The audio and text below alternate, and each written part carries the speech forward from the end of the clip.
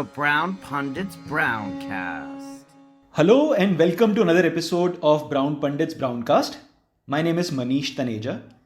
This is the fourth episode in our series of podcasts on the history of the Indian subcontinent. This episode will cover the Vedic Age. We cover its origins, its literature, culture, and its legacy. As always, as part of the episode notes, you will find the list of sources our speakers have referred to as part of this podcast. With this, I introduce you to our speakers for the episode, Shrikanth Krishnamachry and Gaurav Lele. Welcome to the episode, gentlemen. Thanks, Hello. Manish. Thanks, Manish. Right. So we begin with how do we know about the Vedic age? What is the evidence do we have that we refer to when we are talking of the Vedic age? Shrikanth, would you like to start with that? Sure. So in a previous episode, we discussed the Indus Valley civilization in considerable detail, right? And I mean, in the context of Indus Valley, our focus was primarily on material evidence, archaeological evidences, right? So, but when we talk of Vedic age, it's a very sharp contrast because much of our understanding of the Vedic period comes from the literary evidence. I mean, the word term literary is a bit of a misnomer here because these are not texts that were written down at that time.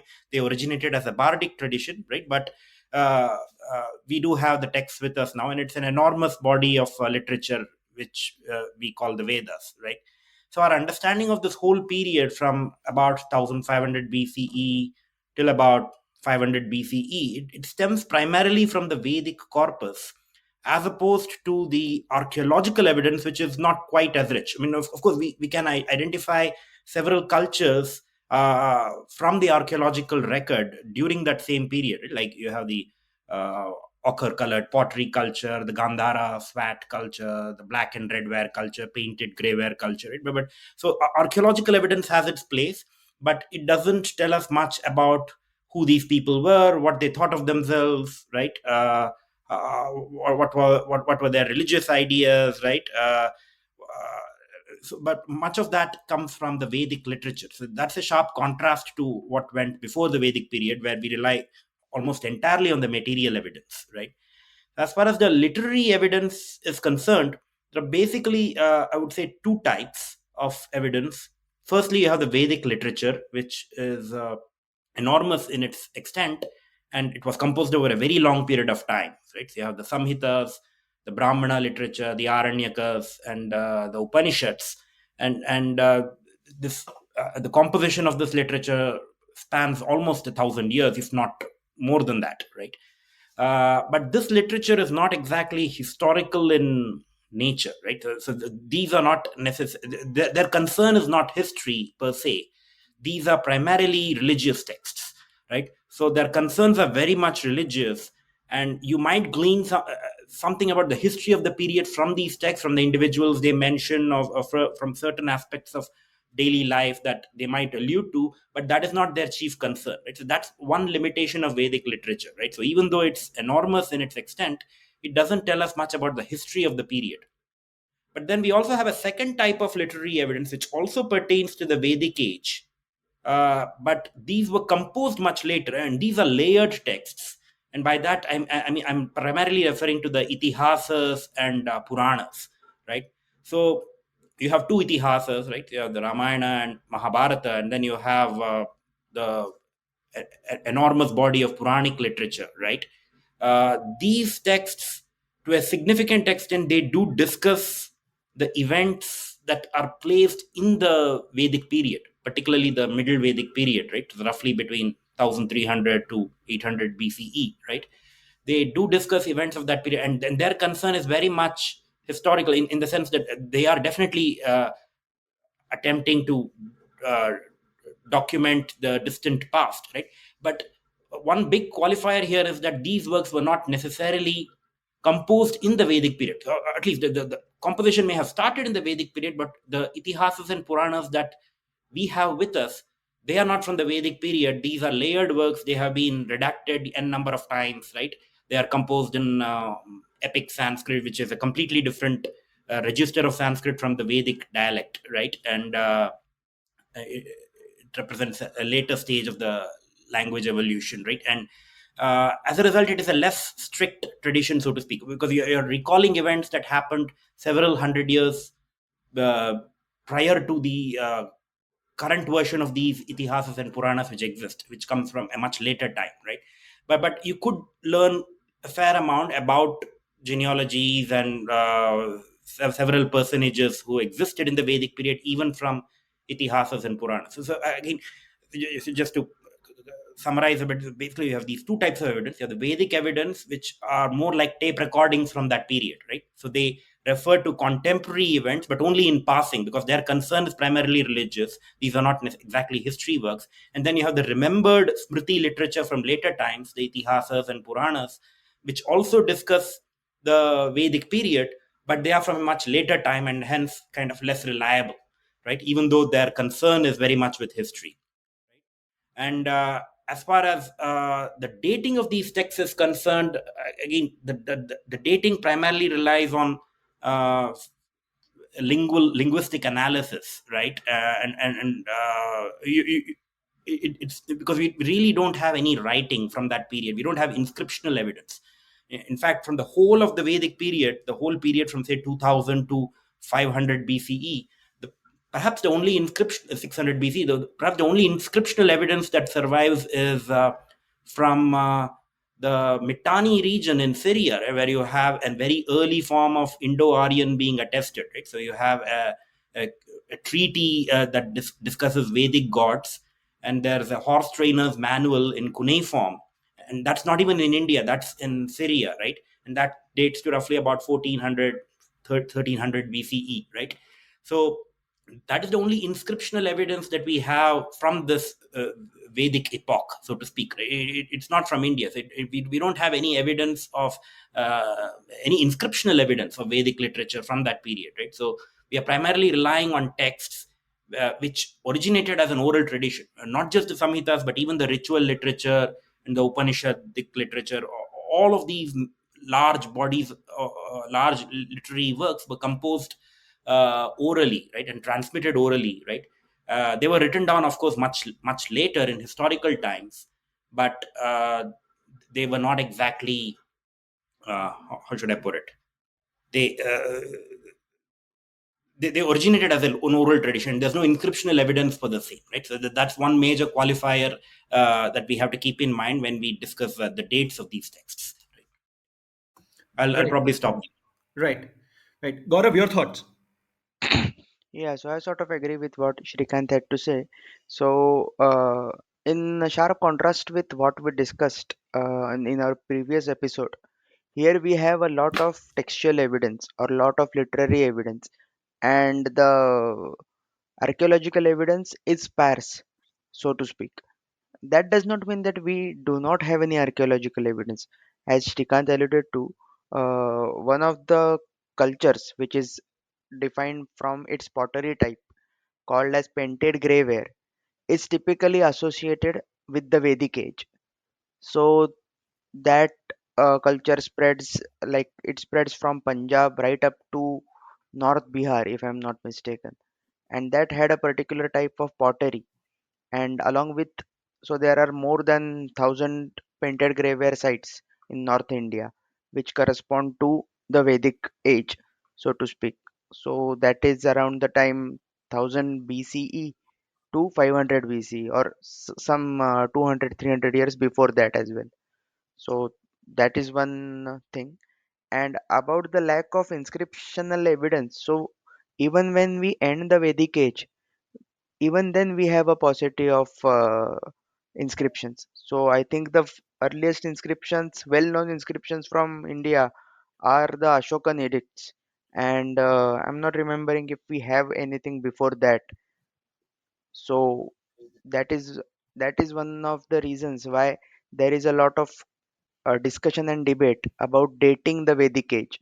So there is a scholarly consensus of these are the dates for the Vedic age, so to speak. But there is a lot of debate even in academia, and a lot of the stuff over there is how do I put it? tenuously supported. It doesn't have a lot of evidence backing the date claims. So yeah. Right. So what we are saying is it's an oral tradition. Some of the original compositions, there is no written record of these compositions. It's only in the later age that we come across some of these Vedas and some of these literature being recorded and written down. Is that a right summary? Right. Yeah, of course, we do have the written forms of all of the Vedic literature that has survived in up to our times, right? But then a lot has been lost in the oral tradition as well, right? So there are several shakhas associated with each of the Vedas that do not survive to our times, right? For instance, if you take Yajur Veda as an example, right? So you have the Katha Samhita associated with Krishna Yajur Veda, which used to be prevalent in Punjab at around the time Alexander invaded Punjab, right? But the Katha Samhita hardly exists in our times as an oral tradition, right? There are no practitioners of that particular shaka in India today, as far as I know. So you have the Taittiriya shaka of the Krishna Yajur Veda, which is pretty prevalent in southern India. But then the Katha shaka, I don't believe there are any families who are engaging in the oral tradition of that particular shaka, right? So that's just one example I'm giving. So many of the schools associated with Vedic literature have been lost in the process of oral transmission over the last 3,000 years, right? But an enormous body of work does survive. I think it was likely written down sometime in the post-Mauryan period, right? But until then, until maybe the Mauryan period, I think one can be fairly confident that the transmission was primarily oral, right? But there were mnemonic techniques and recitation techniques that were devised during that period which ensured fidelity, right? So we can be fairly confident that these texts were not corrupted in the least. The transmission of texts was of a very high fidelity, right? And we could discuss how some of these things were kind of accomplished in terms of transmission. But then, I think that's what I would like to add here. So do we know who would be some of the major Composers. personalities who we can attribute the compositions to? Do we have, or is that an area we are not too familiar with? Do we know? I think we are very familiar with that. So the Rig Veda is, without doubt, the earliest of the Vedic collections that exist with us, because all the other Vedas kind of presuppose the existence of the Rig Veda, right? And if you look at the other two Vedas, Yajur Veda, Sama Veda, they borrow heavily from the Rig Veda. So Sama Veda, much of the content of Sama Veda is basically Rig Veda set to music, right? Rig Veda is without doubt the most archaic of the Vedic collections, and it is organized into mandalas. So I think there are 10 mandalas in all, if I'm not wrong, right? And in each mandala you have suktas, right? And each sukta comprises of several mantras. That's the rough organization of the Rig Veda. And there are several mandalas that you could associate with a single individual, a single rishi, so to speak. So you associate, say, the mandala 7 with sage Vashishta, right? Mandala 3 is associated with Vishwamitra. Mandala 4, I think, is associated with sage Vamadeva, right? So you have there are certain mandalas which are kind of strongly associated with a specific rishi, so to speak, right? And there are other mandalas which kind of uh, draw upon the compositions of several individuals, or maybe a clan of people, right? So it could be, for instance, I think the Atri clan is associated with mandala 5, and then you have the mandalas 1 and 10, which are likely later additions to the Rigvedic corpus, and they kind of comprise of compositions from a wide range of individuals, right? Uh, the literary evidence is pretty explicit with respect to the composers of the Rig Veda, right? But the traditional position with respect to all of this is that these were not exactly composed through deliberation, but these were rather inspired works, right? So that's why the term rishi, it translates to seer, right? A person who actually sees the mantra, right? He's kind of inspired. There's a divine inspiration which causes him to utter the mantra, so to speak. These are not exactly versus composed through deliberation. You don't sit down and write it, right?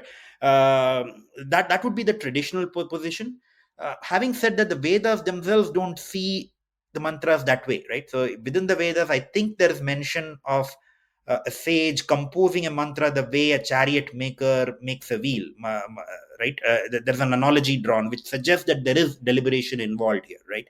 So uh, the way we view the origins of the Vedic literature, we see it as Paurusheya and purely inspired. It doesn't tie up well necessarily with how the Vedas themselves see the compositions. Right? Yeah, that's it. Right. And what are the timelines we are talking of when we refer to the Vedic age? So I think, as Gaurav mentioned,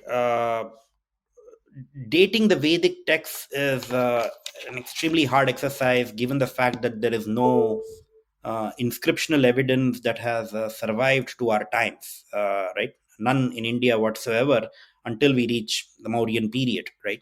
I think, but the academic consensus is that the Rig Veda was composed roughly about 3,500 to 3,200 years ago. That's the consensus. But personally, I do think that that seems like a rather late date.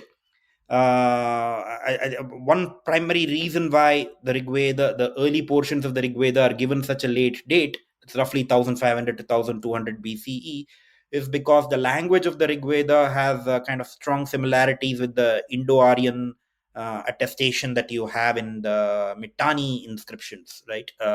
Which also date to the same period. So, making allowances for linguistic change, I mean, I think scholars like Michael Witzel have, I think, placed much of the Rigvedic literature in the second half of the second millennium BCE. But that is not necessarily consistent with uh, both the traditional understanding of the dates as well as the contents of the Vedas themselves, right? Like, for instance, it does seem like the Rig Veda, at least parts of it, were composed outside of the Indian subcontinent, right, in a much colder geography. The Rig Veda discusses cultivation of barley as opposed to rice, whereas when you look at the archaeological evidence within India, like the ochre colored pottery cultures or the painted graveware cultures, it seems like those cultures were engaged in heavy rice cultivation, but you don't necessarily see that in the Rig Veda, right? So there's barley seems to be the major crop, and also Rig Veda is clearly a Bronze Age text, right? It does not mention iron at all, so it's likely that parts of the Rig Veda were composed uh, much to the northwest of Punjab, so to speak, uh, at a much earlier time, say pre 1500 BCE, sometime in between, say, 2000 to 1500 BCE, and but the redaction of these texts may have also involved some amount of recomposition, and that may have happened at a later time during the Yajur Vedic period, right? So roughly 1200 to 900 BCE, right? When the Kuru kingdom emerged as the dominant power in northern India, right? I think the Kuru kingdom played a very important role in kind of collecting and organizing the corpus, and so standardizing it, creating the redactions, right? So I think Michael Witzel has written a lot about this with respect to how the Kuru kingdom represents the first wave of Sanskritization in India, so to speak. So I think the Yajur Vedic period, the Middle Vedic period, is super important in Vedic history, because that's when a lot of the texts were redacted, with possible reorganization of the early Rigvedic material as well, right?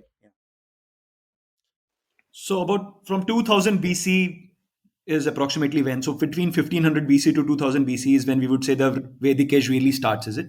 Yeah, Yeah, I think that's a fair statement. Yeah. Gaurav, you were saying your thoughts? yeah. So what Shrikant said about the Kuru kingdom, so to speak. So that is also not a mainstream view, I must add. Michael Witzel has been one of the proponents who sees the developments in the Kuru region, Kuru Janapada region, as a kingdom, so to speak. So I agree with that, but I just wanted to add that that is not consensus in academia as per now. We know that so in Rigveda, there is a battle alluded to, which is called the Dasarajna, and the victors of that battle seem to have formed the Kuru kingdom in the Delhi North Uttar Pradesh region, and that is where the redaction of the Vedic corpus seems to have begun. And one of the kings in Mahabharata, Parikshit, and his son, so they are, according to that train of thought, real kings of the Kuru kingdom, who sort of were the prime movers which ensured that the compilation and redaction of these texts took place. And this ideology, which was not very organized before that, sort of becomes organized with that, right, Shrikant, with the Shroutha rituals. I'm not very familiar with the Shroutha rituals and what they mean, but maybe Shrikant can add to that. Yeah, I think the Kuru kingdom definitely existed, right? So it's we don't learn about Kuru kingdom just from the Mahabharata, which is of course a much later work. It's a layered work. Several Kuru kings are definitely mentioned in the Vedic literature. So, yeah, Yeah, the yeah, I mention agree. of Parikshit. I mean to say whether we should call it a kingdom or not. That was my. Right. Yeah. I mean, yeah. I think that would be more of a semantic thing in terms of whether you call a particular uh, I don't know, a political formation. Do we call it a state or do we call it a tribe?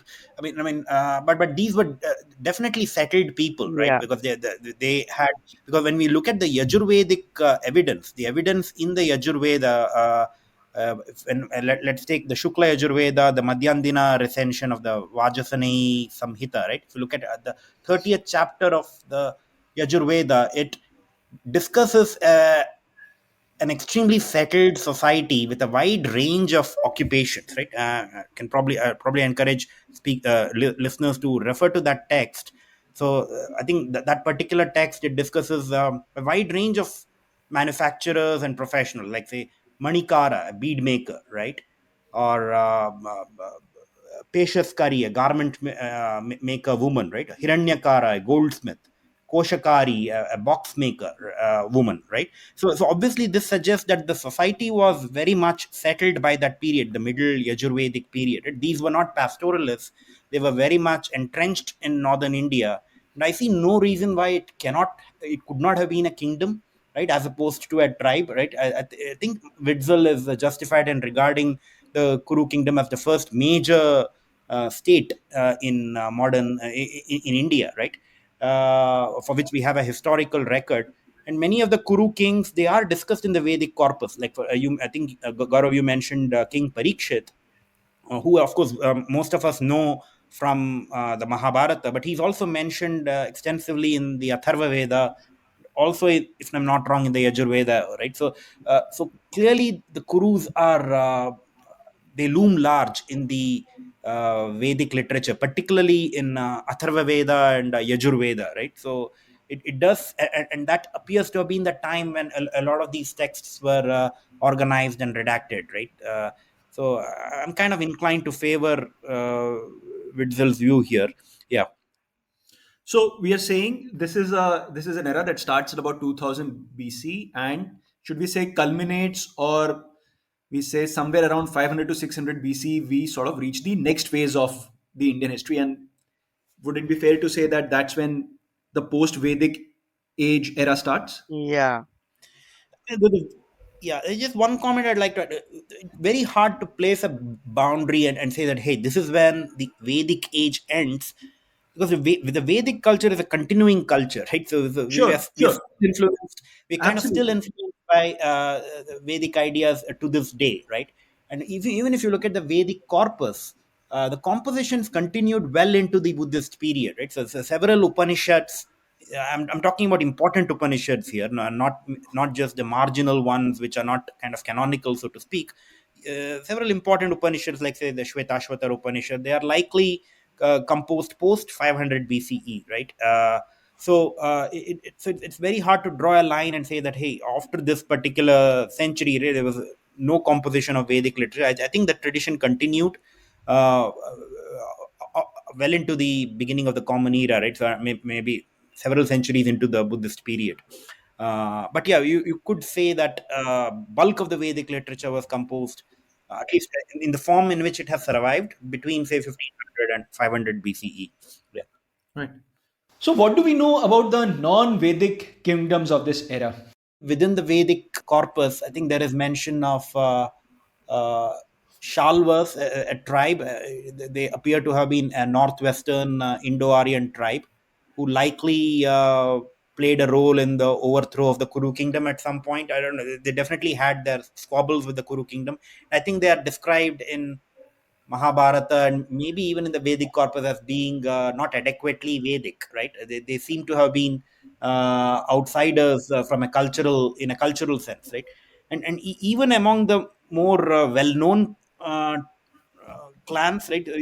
We have the example of the Ikshvakus, who we associate with the great epic of Ramayana, right? The Ikshvakus are barely mentioned in the Shruti. I mean, they don't have a very prominent place in the Vedic corpus. You have the odd Ikshvaku king, like say Trasadasyu, who is I think mentioned in Rigveda, but they seem to be operating in a geography to the east of the core Vedic region, right? And they don't seem to feature very prominently in the Vedic corpus, right? It's possible that there were Indo-Aryan tribes all across North India, which their dialect may have been close to Vedic Sanskrit, but they were not necessarily invested in the Vedic tradition. That's very much a possibility, right? Which we cannot rule out. And I think in this context, I could readily recall the example of Shalvas and also Ikshvakus, who don't feature very prominently in the Vedic literature. So, what is the geographical expanse of this Vedic age in the present geography of the subcontinent? Which area did the Vedic people occupy and where were they based out of? At least for the early portions of Rig Veda, I think the evidence is a bit hazy, and quite possible that the early layers of Rig Veda were composed outside of the Indian subcontinent, right? But when we discuss, say, specific historical events in the Rig Veda, like say the Dasharagnya war that Gaurav mentioned, right? The Battle of the Ten Kings, that appears to have taken place in what is Western Punjab today, right? Uh, in the Ravi Chenab region, if I'm not wrong. I Also mean, Yamuna. Gaurav, you can correct me if I'm wrong. Also like Yamuna, Sutudri, the Satluj River So, goes till very much Yamuna. in the north Yeah. coastal Yamuna. Yeah, right. But then when we move to later texts, if we take a text like, say, Aitareya Brahmana as an example, it discusses the exact spot where Saraswati dries up and ends up in the desert, right? That seems to correspond more closely with the Kurukshetra region, the Haryana, South Punjab, East Rajasthan region, so which is remembered in much later times as Brahmavarta. So that is the geography in which I would probably place some of the early Brahmana literature, right?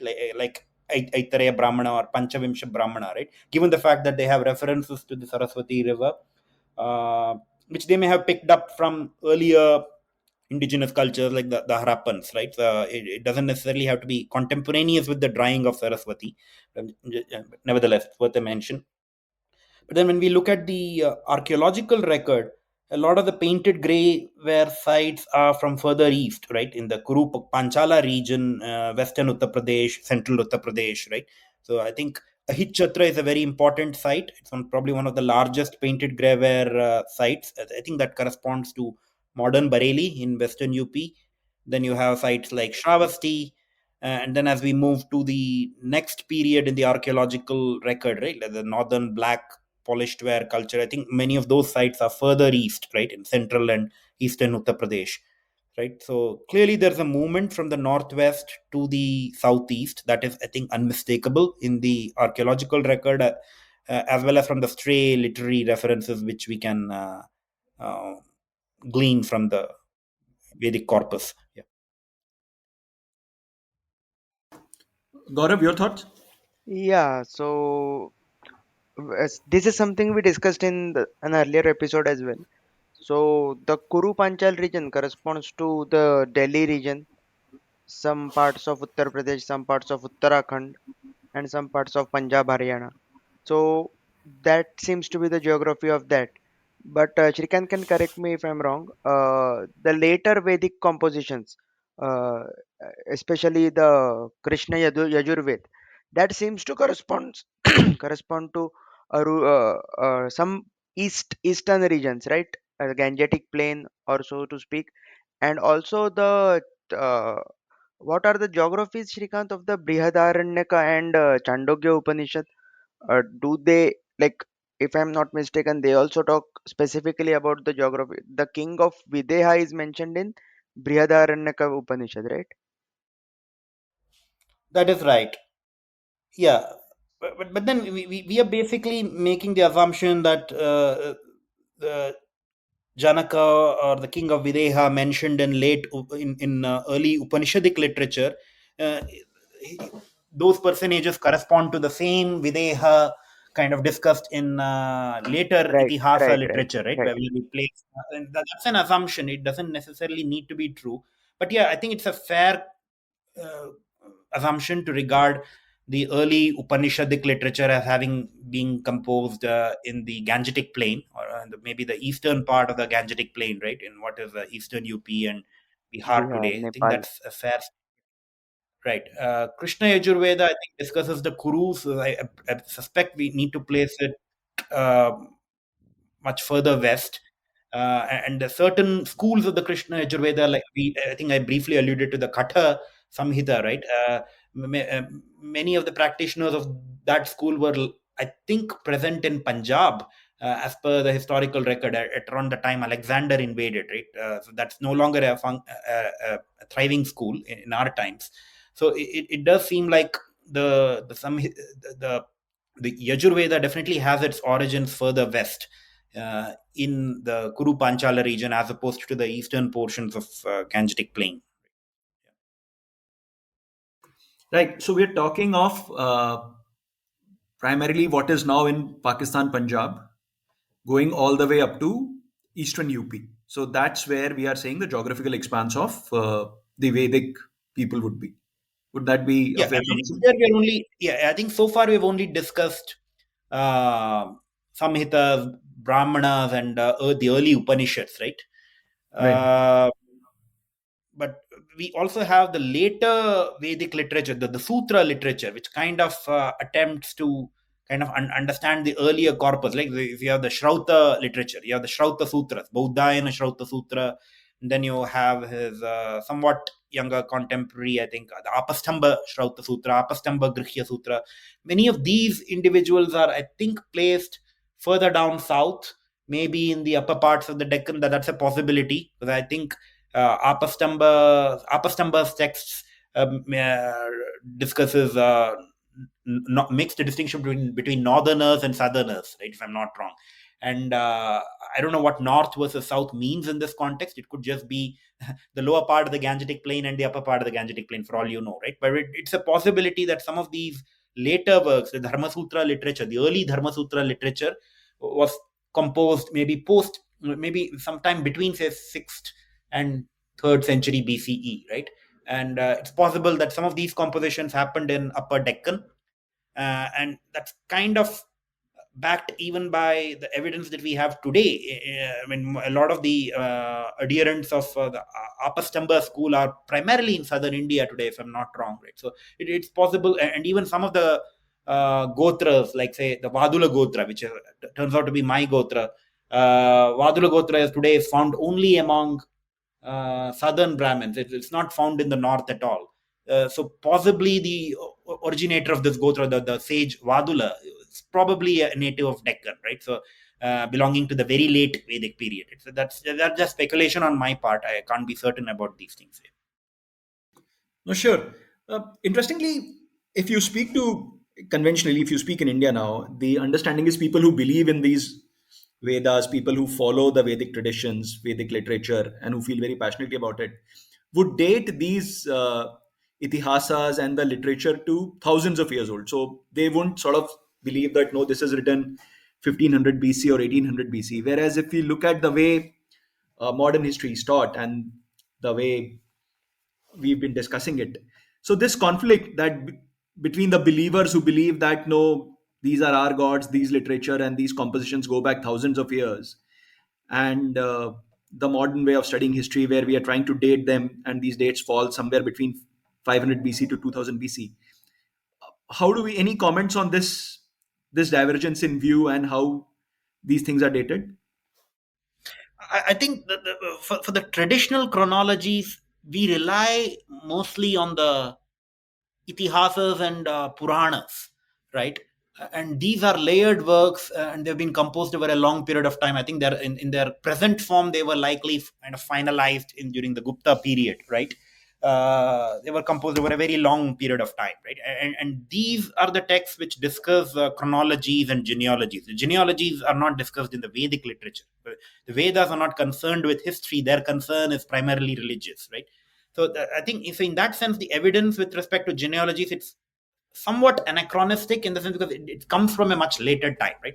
But even if you were to regard those genealogies seriously, right, and if you want to go by those genealogies, the dates suggested by those Puranic genealogies are not exactly fantastic, right? They somewhat they they're not completely misaligned with what you are getting from Indologists, right?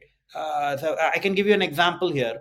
I think Vishnu Purana dates the Mahabharata war roughly 1,000 years prior to Mahapadmananda.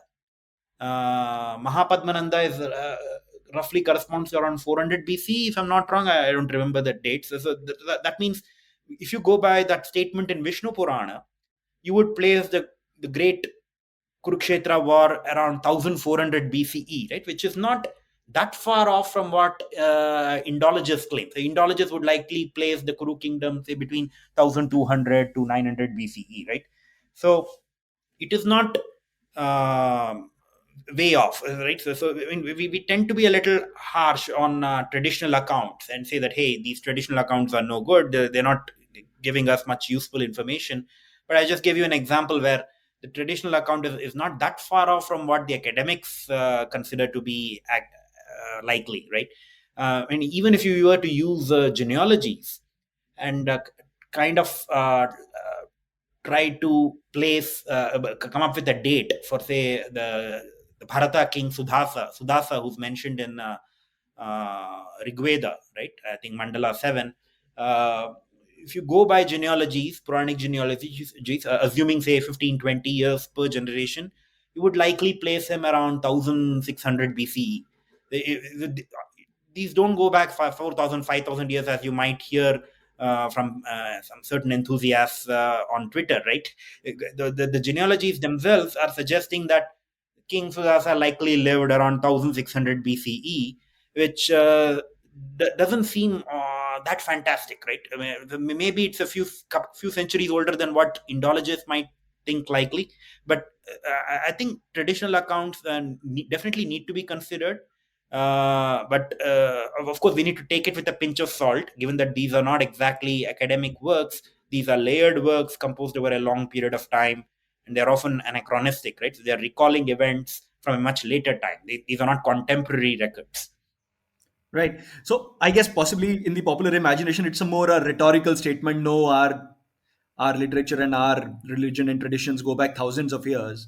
Whereas when you really sit down and not only read the modern way of reading this history and figuring out the chronology, but also the same said literature, you'll find there is a lot of commonality and semblance in terms of dating these incidences Right. and literature. Right. Right. Yeah, But I think what we see with some of the more religiously minded enthusiasts is that they just latch on to the odd astronomical Marker, observation yeah. in a certain text, take it completely out of context and say, hey, Rig Veda dates back to 5000 BCE, right? Or Mahabharata war dates back to 5000 BC. I mean, these are obviously fantastic claims, and they're not necessarily consistent with the genealogical records in the Puranas, right? I don't see why we shouldn't take the Puranas seriously. I mean, it's of course by no means the last word, but even academics about 100 years ago, people like I think F.E. Parjita, they did a lot of good work with respect to studying the Puranic genealogies, which I think we shouldn't dismiss them completely. There's much useful historical information that can be gleaned from the Puranas. What do we know about the Vedic kingdoms? So the Rig Veda is the earliest text in the tradition, right? And the early layers of Rig Veda, they basically discuss five tribes: uh, Puru, Anu, Druhyu, Yadu, and I think Turvasa. If I'm not wrong, I think those are the five Rigvedic tribes, right? The Panchajana. Uh, yeah, and these were likely not kingdoms, but more of tribes on the move, right? Because they're still moving to the east, right, from western Punjab, right? They're making their way into the Indian subcontinent. It's possible that some of these, some layers of this literature were composed outside of the Indian subcontinent, as we discussed. But uh, I think in much later times, it's one of these tribes, the Puru tribe, right, which is associated with the king Sudasa in Rigveda. I think it's that particular tribe which becomes dominant, right? The Purus and the Bharatas, they they're likely related to each other, right? And then you have the Kuru kingdom, which emerges much later. I think Kurus are not mentioned in the Rig Veda, as far as I know. There's probably a stray reference in one of the mandalas, but then the Kurus are much more prominent in the Atharva Veda and in Yajur Veda at around the time the Vedic corpus is getting collected and redacted, right? So the Kurus are likely the descendants of the Rigvedic Bharata clan, and the Rigvedic Purus, right? And they become extremely dominant in the region which we associate with uh, today with the Kuru kingdom, right? From later texts like Mahabharata, the Kurukshetra, Hastinapura region, right? And they become dominant in that region. And then they have strong marital links with the Panchalas, who also date back to the Middle Vedic period, right? Roughly 1200 BCE. And the Kurus and Panchalas have strong marital links. And this is kind of evident even from a later text like, say, Mahabharata, which discusses marital links between the Kurus and the Panchalas, as everyone is aware, right? Uh, and I think but yeah, in later traditions like, say, Mahabharata, you have many more political entities being mentioned, right? So you have the Chedis and Vidarbha, right, the Matsyas, the Madras, right? They are discussed in at considerable length in Mahabharata. Many of them are even discussed in the Vedic texts, but a lot of these tribes are most likely in the northwest and maybe up to the middle Gangetic plain, right? What we see in Mahabharata is a much wider expanse. So you have even kingdoms in Vidarbha being discussed in Mahabharata, but in an anachronistic way, right? Even though Mahabharata claims to recount actual events from the Middle Vedic period, I doubt if all of the kingdoms that are discussed in the later epic tradition actually existed in the Vedic period itself, right? That's a bit contentious if we were to claim that, right? So I'll probably stop there. Gaurav, you want to add anything? Yeah, so if we use the word kingdom, we imply a certain level of sophistication to it. And by all accounts, the Kuru Panchal kingdom or the Kuru state, as defined in his a paper by Michael Witzel, I think it's early Sanskritization of the in the Kuru state. So that is the first state, so to speak, that we can glean from the record. And then we go into the Janapada period.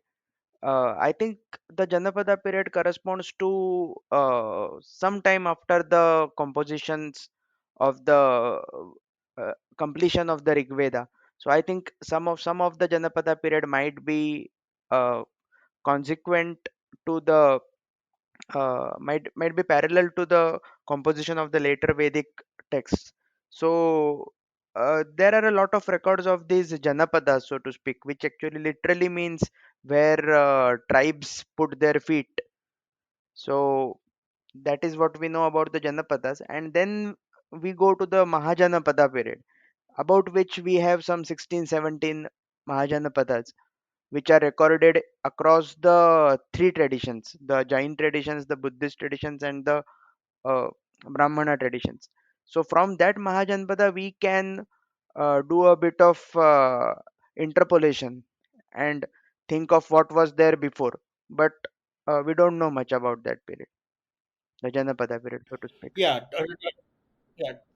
Talking of Mahajanapadas, I think 16 of them are mentioned in the early Buddhist work, Anguttara Nikaya, Yeah, right? If I'm not wrong. And one of those Mahajanapadas is, in fact, Kuru, if I'm not yes, mistaken. My memory might be failing me here, right? So it's possible that the Kuru kingdom existed in some form, even in that late date, right? As late as, say, 6th, 5th century BCE, right? So, but obviously the Kurus were not dominant then. I think their heyday was likely around 1200 to 900 BCE, and I think that's something everybody kind of agrees on.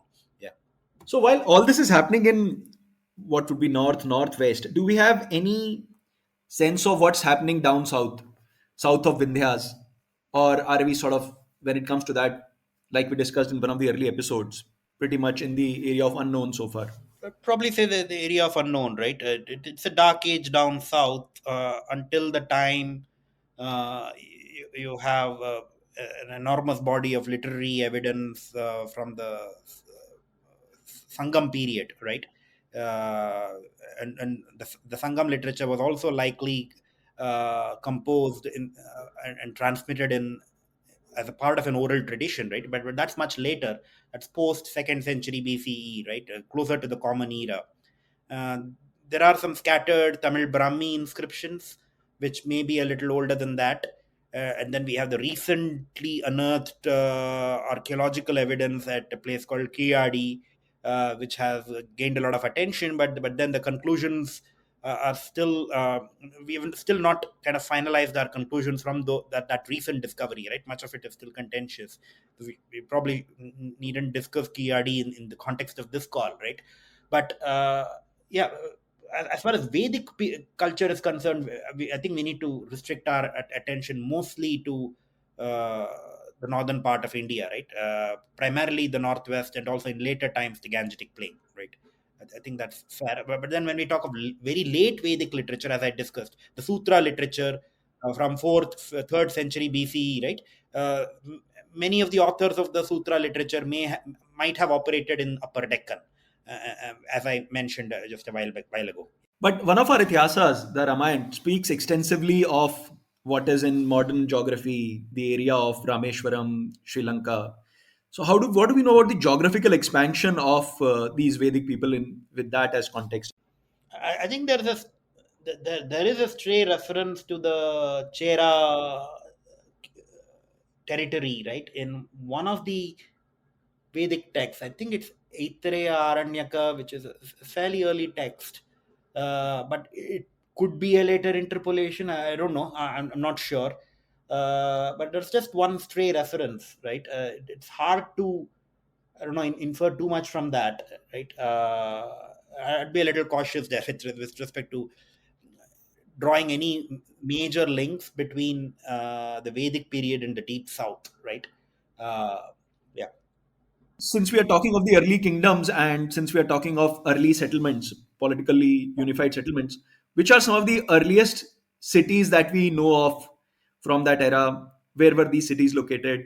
Do they still survive? In which parts of the country? Do we know anything about that? I think we discussed some of them, right? So from the Middle Vedic period, you have cities which uh, still remain with us, like Hastinapura, which is associated with modern Meerut, and then you have the great Panchala city of Ahichatra, Kampilia, and these cities. I mean, we are able we do have archaeological evidence unearthed from Mahichatra from the middle to late Vedic period, right?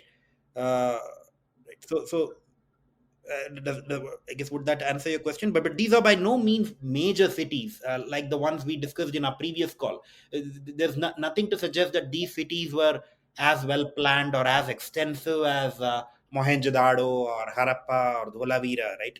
So the archaeological evidence at least does not seem to suggest that the degree of urbanization was anywhere close to the same extent as we saw with the large Indus cities, right? But yes, there were definitely several towns. I think Ahichatra stands out as probably the one town where we had largest archaeological remains, right? Yeah. What do we know about Banaras?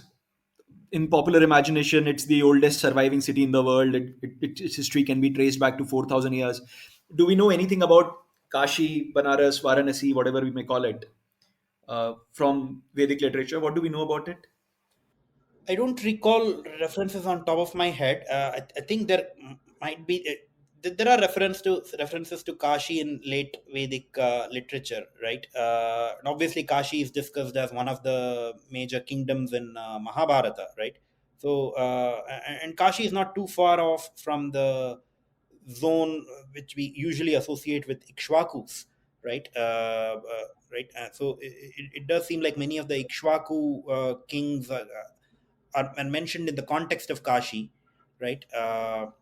That's something worth noting. But I mean, at the moment, I'm not able to recall the exact places in the Shruti where Kashi is mentioned. But of course, Kashi becomes extremely important from the late Vedic age onwards, particularly in the Buddhist age. Right? When you look at a Buddhist text like say Anguttara Nikaya, it discusses Kashi explicitly. I think the Buddha mentions to one of his disciples that his garments are obtained from Kashi. He procures sandalwood from Kashi, right? Which is strange because today we don't associate the region around Banaras with sandalwood, but that's what we find being mentioned in an early Buddhist text like Anguttara Nikaya, right? So, but then that's much later, right? That's closer to fourth, third century BCE, right? That would be the period. So we'll still sort of date Kashi then 2,400 years old at least. We have some Yeah, recorded definitely evidence of 2,500 years, right? Definitely 2,500 years, Kashi. and 25. very likely much older than that because there are references to Kashi in Vedic, late Vedic literature, but I don't readily recall those references. Right. There's the Dashwamedh Ghat, right, where the 10 horse sacrifice is done. Isn't that Yes, a Vedic definitely. reference? That's a very much a Vedic reference, right? So the Dashashwamedh Ghat suggests at The least Shashwamedh 10 Ghat. Ashwamedha yajnas were conducted in that region, which is why it has got that name, right? But these are all much later traditions in the sense Ghat would have been named after the Ashwamedha rite, perhaps much later, right? So you're talking about ancient recollections here. So it's hard to kind of corroborate all of this in a historical sense, right? Yeah, but yeah. What do we know about the economy of this culture? What were their trading posts? What were their major occupation of the major of most of the population? How was their economy structured? Do we know anything about that? So I think in Indological circles, it's a bit of a cliche and perhaps very inaccurate to regard the Vedic people as pastoral, right? So the term pastoral is used a lot in by academics, right? But I'm not sure how accurate characterization that is because even if you look at the early Vedic period, right, the early layers of Rig Veda, it does suggest a very prominent place for cattle plowing the field, and then barley is mentioned a lot. So barley cultivation is extremely prominent in the Rig Veda, right? Not so much rice. I think rice is mentioned more extensively in the later layers, like say Yajur Veda, right?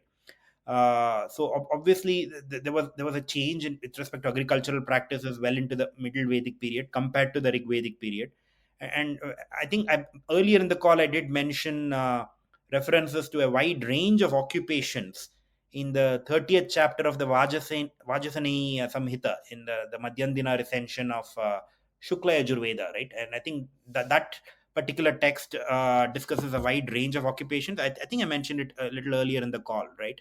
That suggests that the economy was extremely well diversified. So just trying to recall what I mentioned I think that particular adhyaya discusses a wide range of occupations like Manikara, bead maker, right? Vanija, traders, right? Koshakari, box maker, Hiranyakara, goldsmith, right? So we are talking about a fairly diversified economy, right? In the Middle Vedic period. This is, by the way, Samhita literature. I'm not talking about a late Upanishadic text here. This is part of the Yajur Veda Samhita, right?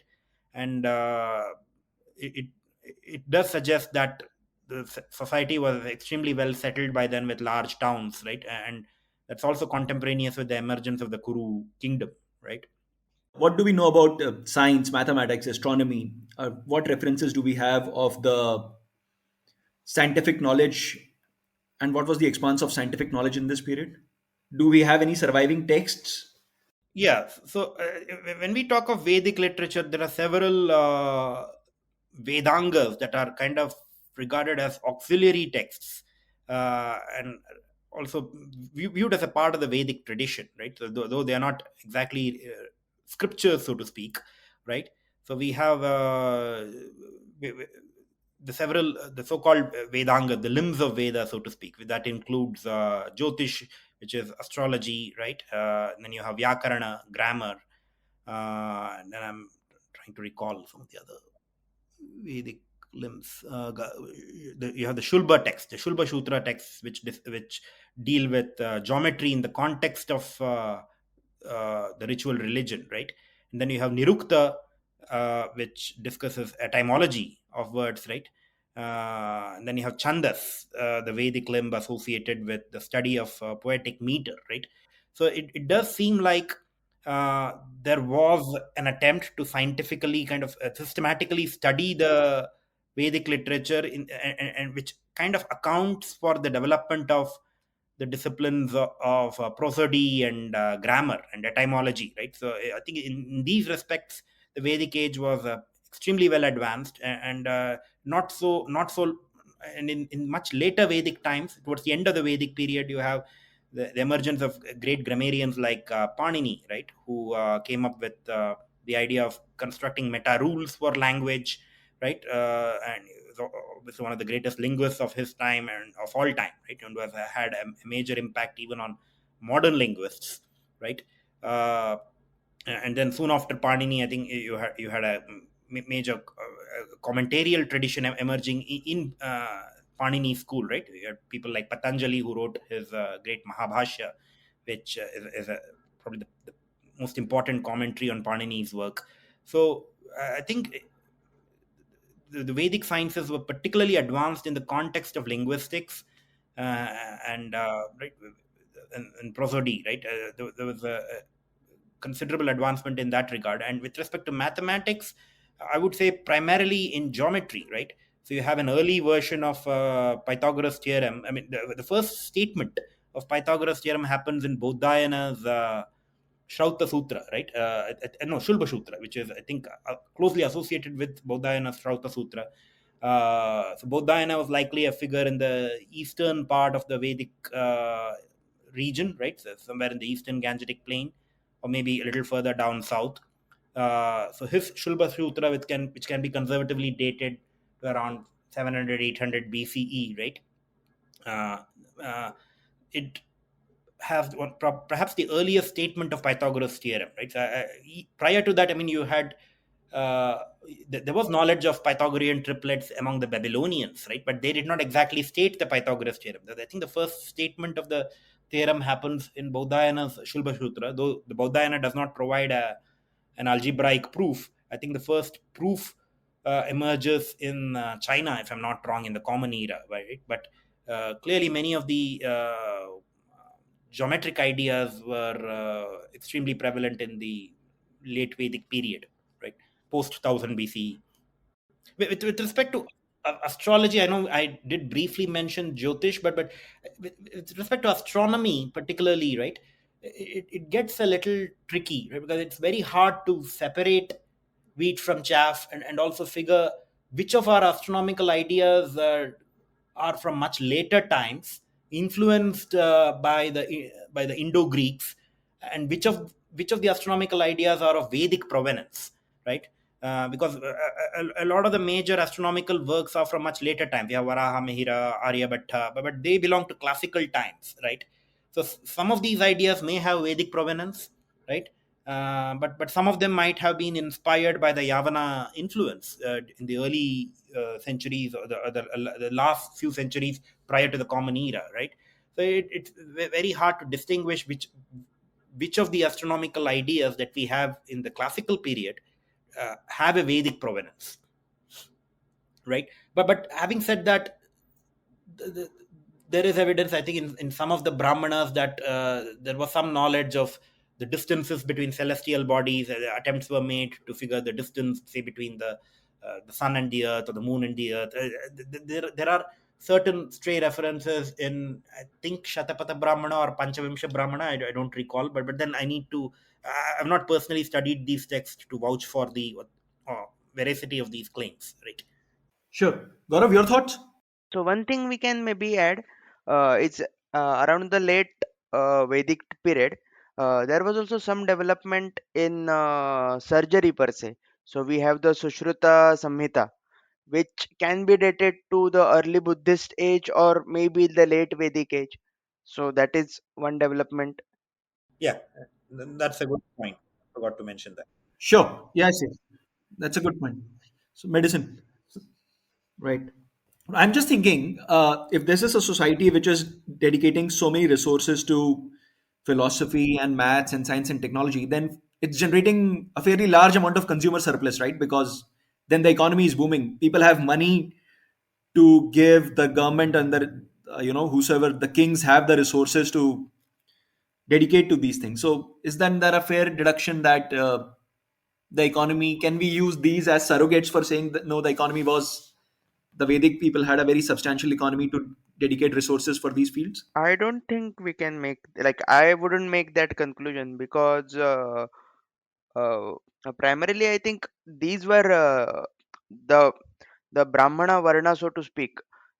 Their main focus, Shrikant can correct me if I am wrong, was ritualistic, and the kings got their power and the right to rule because of conduction of because of conducting rituals, because of keeping the connection with the gods via the Agni sacrifices and all those things. So that was the primary motivating factor for funding these things, if I'm not mistaken. And other things may be sort of supplementary which came out of this. So that would be the primary lens through which I would view it, not as a economic surplus uh, explanation per se.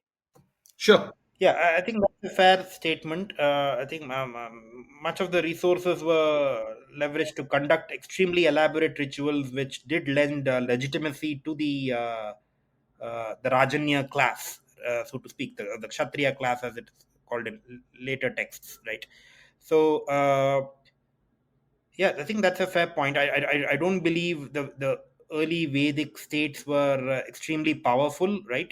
These were fairly small in extent, uh, and while there was an extremely well evolved religious culture, I wouldn't probably say the same with respect to their degree of urbanization, right? You see much larger cities emerging only in the post Buddhist period. You have the emergence of Magadha around 5th century BCE, right? And then soon after you had the emergence of much larger cities like Rajagriha, Pataliputra, right? But that happens closer to the Common Era, right? In the in the Mauryan period, right? Which is a few centuries after the late Vedic period, right? But as far as the Vedic period, the core Vedic period is concerned, you don't associate that period with extremely large trade networks or very large kingdoms, right? Uh, yeah. Sure. So it's the ritual, the resources given to rituals and practices, their second order effect was evolution of science, technology, Yeah, and mathematics. Right. Right. Yeah, that's a fair statement, right? Especially when we talk of mathematics or astrology in the context of the Vedic period, right? It's very much linked to the Vedic religion, right? It doesn't emerge in a context removed from the Vedic religion, right? So without the Vedic religion, you wouldn't have Shulba Sutras. you would not have Baudhayana's statement of the Pythagoras theorem, so to speak, right? It emerges primarily in a religious context. Sure. And that's the same thing. You could say the same thing even with respect to linguistics, right? Yaska's famous work on Nirukta or etymology, right, or the emergence of Vyakarana, it's again very closely linked to the need to conserve or preserve the Vedic language, right? That's a major motivation, right? And even prior to Patanjali, you had linguists like Shakalya, right, who's an under discussed figure. He's perhaps one of the earliest linguists in human history, right? So Shakalya came up with this technique, which you might be aware of, called Padapata, and on how you recite the Vedas, right? So the Vedas, the Vedic mantras can either be recited in Samhita form, right? Where you, for instance, Gayatri mantra would be Tatsaviturvarenyam Bhargo Devasya Dhimahi Dhiyo Yo Nah Prachodayat, right? But you could also recite it in Padapata form, right? Where you break out the words Tat Savituhu Varenyam Bhargaha, right? And then there are different ways of reciting the Vedas, like Padapata, Kramapata, Ghanapata, right? Ghanapata is the most challenging technique for Vedic recitation, right? So many of these recitation techniques represent a very early effort at linguistics, right? And this predates Panini by several centuries, by a few centuries at least, and it's again very closely linked to the need to conserve the Vedic, the oral tradition, right? But for the oral tradition, you wouldn't have the emergence of linguistics in early India.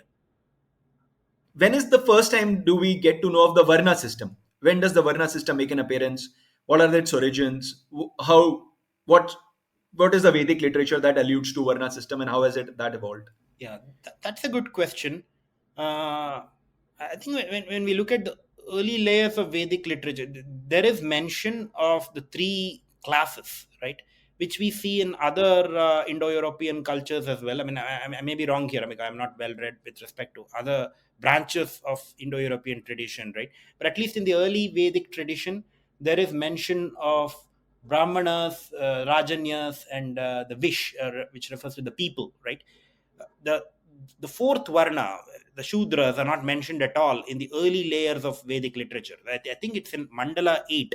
I think the 35th Sukta of Mandala 8 refers to the three classes in society: Brahmanas, Rajanyas, and the Vish, the people, right?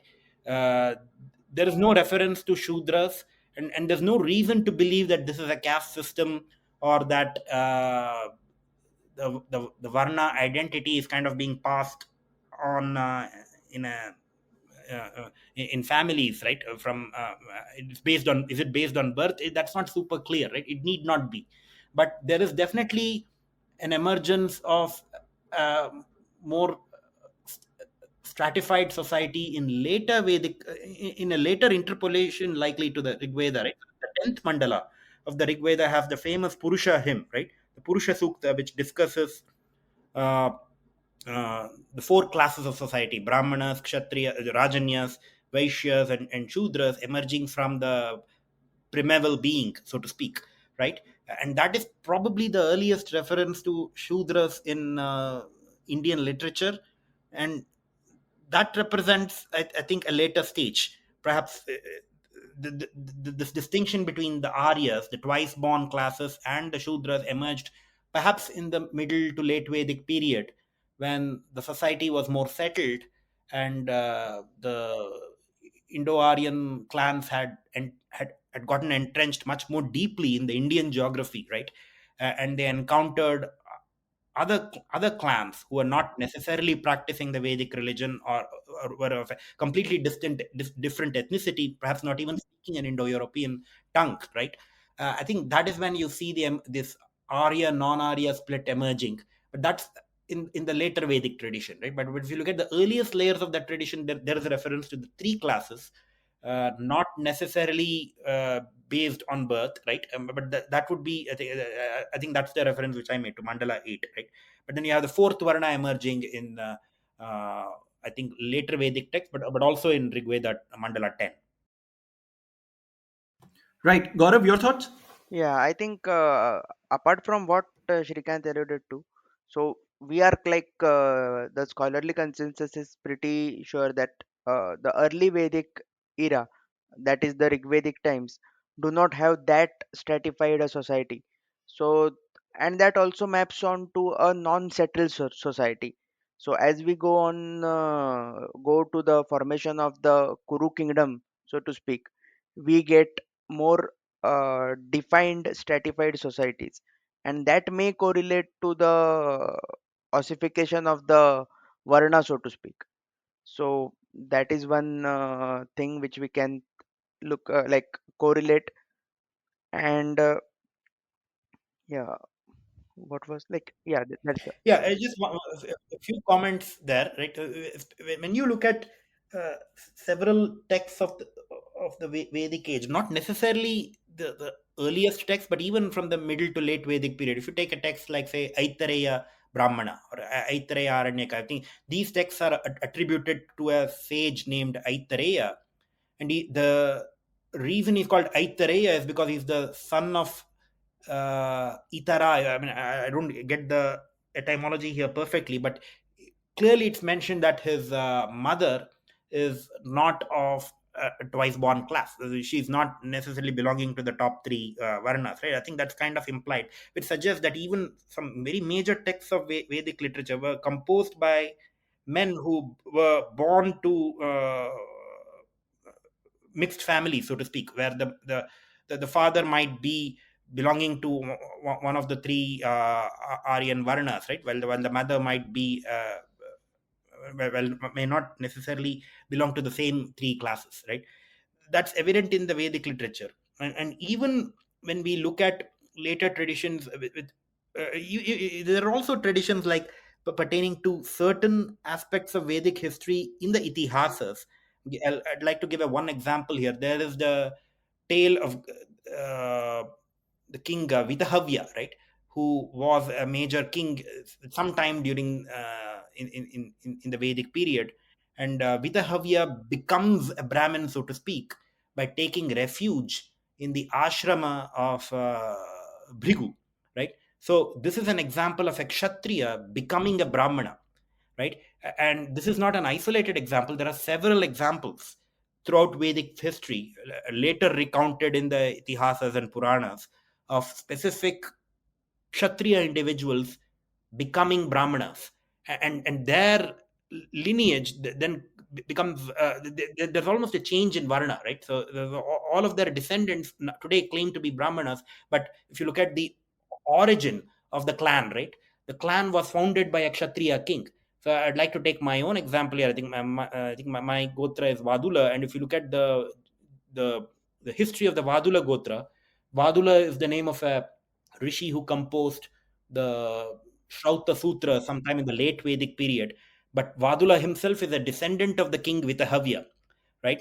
The same king that I alluded to just a minute ago. And this king was a Kshatriya king who became a Brahmin, right? And he's likely a figure from the early to mid Vedic period, which suggests that in that early period there was considerable mobility between Varnas, right? Which you don't associate with later classical times, but it clearly wasn't as ossified as it became in later times. Right. So we are saying in the first half or the early Vedic era, we don't see as stratified and as clearly marked out Varna system as we see in the later era. And also in the earlier era, sort of fungibility was evident. So one could be born in a particular Varna, but during the course of their lives move on to another Varna, and then the descendants followed that Varna. Would that be a fair submission? yeah. Just one thing to add here. Yeah, I So think this that's is largely. we discussed this earlier as well in the earlier podcast. So from genetics, we know that the Vedic age, so to speak, had was a time where all sorts of populations were mixing with each other. So that seems to point that there was not much of strict endogamy as we define today. That is, we have not come to jatis, so to speak, yet, but the demographic hodgepodge ancestry, which is present across the geographies today, can only be achieved with some level of mixing between many communities, so to speak, during the Vedic age. So that sort of goes smoothly with what Shrikant talked to about how the hierarchies and how the strict endogamy was not there. So in a way that we can also look at that as being the reason why uh, Varna and all these concepts were more abstractions, not that much into implementation. Sure. And so, how is the family structured? Uh, are multiple wives allowed? Is there polyandry? What do we know about how the family as a unit is structured in this era? I think that's a hard question to answer because there's not a lot of data on that. But obviously, it was not a strictly monogamous society. I mean, even when you look at one of the most prominent figures in Vedic history, right, Sage Yagyavalkya. Now, Sage Yagyavalkya has two wives, right? That's kind of attested in the Upanishads, with which he's most strongly associated, right? So, uh, polygamy was very much prevalent, though the degree to which it was prevalent can be questioned, right? I don't believe anyone can uh, pass a summary judgment with respect to the can be very definite in their conclusions here, right? Of course, we have um, several Brahminical rules emerging with respect to marriage, right? In later texts, in the Dharma Sutra literature and later in the Dharma Shastra literature, right? But that is not the Vedic age anymore, right? We are talking about classical times, post 300 BCE, right? But in the early layers of the Vedic literature, it's very hard for us to kind of make definite conclusions with respect to the family structure. But polygamy was definitely present, as is evident from the example of, say, Yagyavalkya. Right? And also prominent figures in the Itihasas, King Dashratha. So there are prominent figures in Itihasas also who indulge in polygamy, right? Yeah. Also, Rama is a character who does not have polygamy, and that is sort of held as an ideal. So that also maybe speaks to the fact that the ideal is not the like it is far away from truth. Correct. But then again, when we talk of Ramayana as it survives to our times, that is a Later, much yeah, yeah, later text, right? Yeah, Of right, course, it's remembering events. It's remembering events from the right, right, Vedic epoch, right, but the composition, at least the recension that has survived, is a much later work from the yeah. classical period. right, right. Obviously, it will be influenced by the ethical and moral ideas of the from the time of composition, as opposed to the time of the events, right? No, sure. What do we know about softer aspects like what are the food habits? What is the cultural scene like? What kind of sports and games, leisure activities do these people indulge in? So first, let's start with when does vegetarianism, being a vegetarian, becomes a big deal in this for specific varnas or in society in general? What about the food habits? Yeah, I think generally speaking, I would say vegetarianism was not as strongly prevalent as it is today, right? Definitely not. I mean, we can be very categorical with respect to that, right? If you were to go back to the Vedic period, I mean, I'd wager a bet that maybe, I guess, a smaller proportion of population was vegetarian compared to today, or for that matter, even classical times like the Gupta period, by which time vegetarianism was extremely strongly entrenched, right? Having said that, I think the vegetarian ideal was always there in society, right? So there is the famous Vedic injunction, na ma himsyat sarva bhutani, right, which suggests that you should never injure anybody, right, any animal, right? But then there are also specific injunctions which suggest that this general principle of not hurting living beings can be overridden in the context of ritual, right? So there was definitely animal sacrifice in the context of ritual, right? And the general injunction of ahimsa, right, should not come in the way of ritual practice, right? That is something to bear in mind. I think the vegetarian ideal emerged fairly early in Indian history. There is a reference to it, I think, in Harivamsha, an early Vaishnava text. Now, Harivamsha is obviously a later work, but it is recalling events from the late Vedic, from the middle Vedic period, right? And it recalls I think a party by the sea where all the kshatriyas are partaking in meat while the brahmanas kind of abstain from meat, right? Now, Harivamsha is a fairly old text. You're talking about its composition at the beginning of the Common Era. Maybe many parts of Harivamsha probably predate the Common Era by a few centuries. So you do see the emergence of vegetarianism, I think, probably in the late Vedic period as the ascetic ideal became very strong. But there's no reason to believe that it was as prevalent or as widely practiced in society as it is today, or for that matter, even in classical times, right? I think uh, I think there was a major change with respect to Hindu food habits, say between 800 BCE and say 500 AD, right? Things changed quite a bit in the intervening period. Gaurav, your thoughts? Yeah, so about the academic consensus on this particular topic, I think there seems to be a consensus that the Shramana influence, which started with the Jaina traditions and the Ajivika traditions and continued with the Buddha traditions, was seen as one of the prime movers of vegetarianism in India. So I think I have had a debate of sorts on this topic with Shrikant. I don't think Shrikant agrees with this, but that seems to be the consensus that there may have been earlier ideals in the Vedic canon about ahimsa or abstaining from meat eating, so to speak. But that seems to have gotten mainstream or taken to a new level with these Shramana traditions, which rose in the eastern part of India, in the Magadha region. Right. Yeah. So I think there are a few points to note there, right? The Of course, there's no doubt that the Shramana traditions had a major role in promoting vegetarianism, particularly Jainism. I'm not so sure about Buddhism, but definitely Jainism had a major influence, right? Particularly, Jaina and including in Ajivikas southern India. also, like from what we know about them. Yeah. Ajivik, right? Yeah. But then we always run into issues with respect to dating, right? So there are certain ideas which may be current in society at a particular point in time, right? And you can't possibly ascribe an origin to that idea, right? For instance, even in Bhagavad Gita, right, there is a push towards vegetarian offerings, right? Where when Krishna says that, hey, please offer me a leaf and I'll accept it, right? So there is a move away from elaborate sacrifice to more simple puja with vegetarian offerings. There is evidence of that even in the Bhagavad Gita. Now it becomes hard.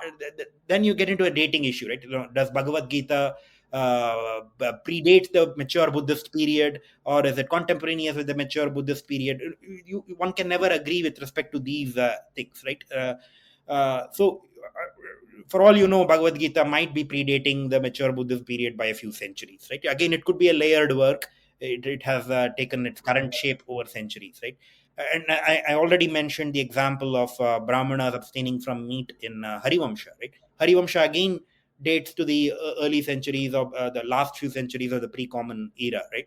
So again, it's very difficult to say who borrowed which idea from whom, right? And at any rate, in I think starting with the common era, there has always been a strong move away from animal sacrifice, even within the Brahminical tradition, right? And in early medieval period, when you look at the commentators from the south, like Madhvacharya, right, so they do suggest alternatives to animal sacrifice using pista pashu, so to speak, right? So vegetarianism was very strongly entrenched in society by the time we reached the classical period, right? But it's very hard to say who influenced whom, right? For all you know, these ideas were likely prevalent in society and picked up by many people in opposing camps. What do we know about the softer aspects of the culture? What is the art scene like? How do people entertain themselves after a day's work? What are the leisure activities? What are some of the games and sports that the population indulges in? Chariot racing is one of the popular things which comes out from the Vedic literature and also from the Itihasa, some of the Itihasa texts. dice, as we all know. From what So again, this is something which we read back from the reading of the voluminous Mahabharata and the Ramayana texts. But we can be pretty sure that dice was an important sport, yeah, for the Vedic people, and playing dice was like, from what we can understand from Mahabharata, it was something which Kshatriyas loved doing and indulged a lot. Also, if we can to call hunting a sport, the rulers were also very fond of hunting, so that was also looked as a sport. We can even see Dhanur Vidya as a part of a sport, like as having some sport sportly connotations. But surely dice and chariot races. What are the common events, common festivals for which the population comes together and celebrates? What are the earliest social events that we know of? I think in at least in the early, I mean, from the Itihasa Purana accounts, it does seem like Indra had a much more prominent place in the pantheon in the early times than in later classical times. Right, this is before the emergence of the strong Vaishnava and Shaiva religions. This is not to say that the Vaishnava and the Shaiva religions uh, cannot be dated to the Vedic period. They definitely have their origins in the Vedic canon, right? But I think Indra had a much more prominent place in the during the early years, right? And we had the famous festival of Indra Dhwaja, which was, I think, celebrated in India right up till the early medieval period, if I'm not wrong. I guess we alluded to this festival in our very first podcast, right? Yes, we did. That was a major festival, right? But I don't know if this festival is actually attested in Vedic literature or in later texts, right? Very likely in later texts.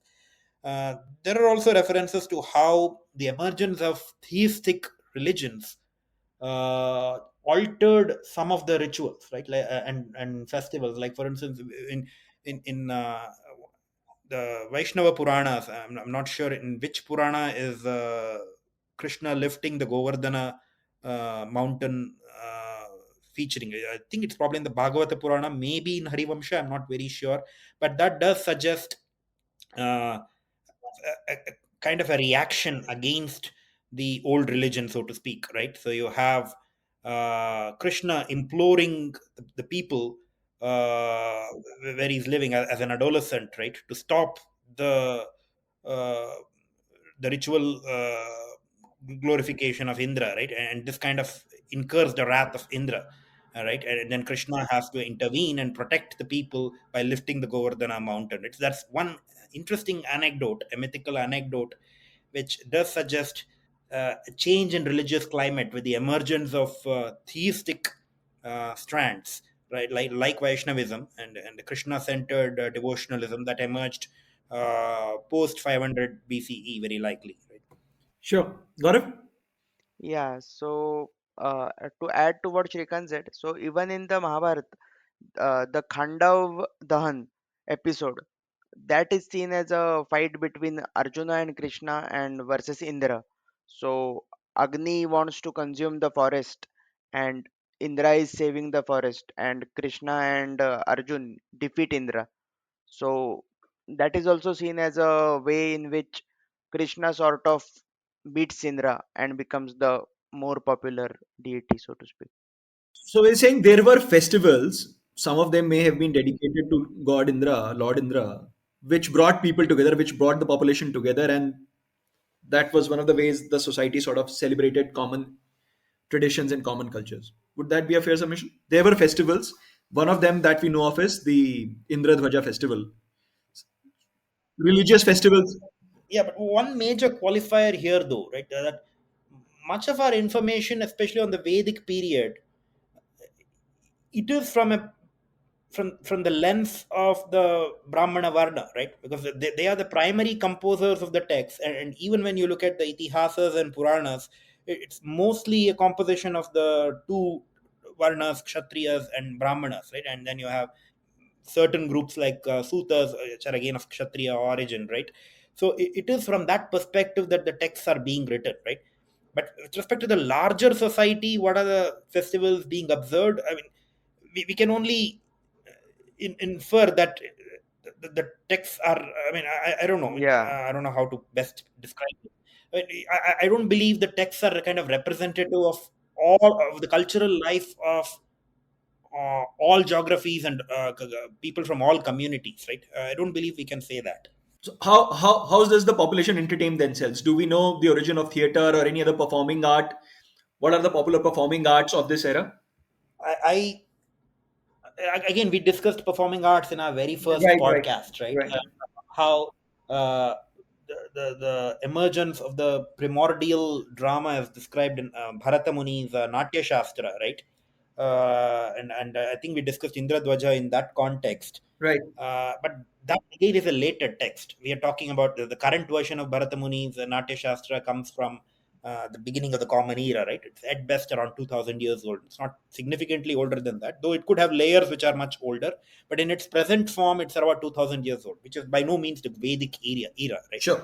I think that is a central challenge with respect to many of the things we're discussing in this call, right? The only contemporary records of the Vedic period come from the core Vedic literature. By that I mean Samhitas, Brahmanas, Aranyakas, Upanishads, right? So those are the contemporary compositions, so to speak, and to some extent the Sutra literature, right? But then much of the information that you glean about the history of the period is coming from later traditions like the Itihasas and Puranas, and that's something we kind of declared at the beginning of this podcast, right? So, to what extent are the itihasas driven from the written from the uh, standpoint of the time of composition as opposed to the time that they are narrating, right? That's something you need to be wary of, right? Because they took their present form in much later times, but they are describing a much earlier epoch, and it might not be an accurate narration of events, right? One of the legacies of the Vedic age is the gift of philosophy that that age has left. So, if you could talk about what were the philosophical schools and what is the gift of that age to the modern age in terms of philosophical underpinnings and philosophical foundations of the modern Hindu religion?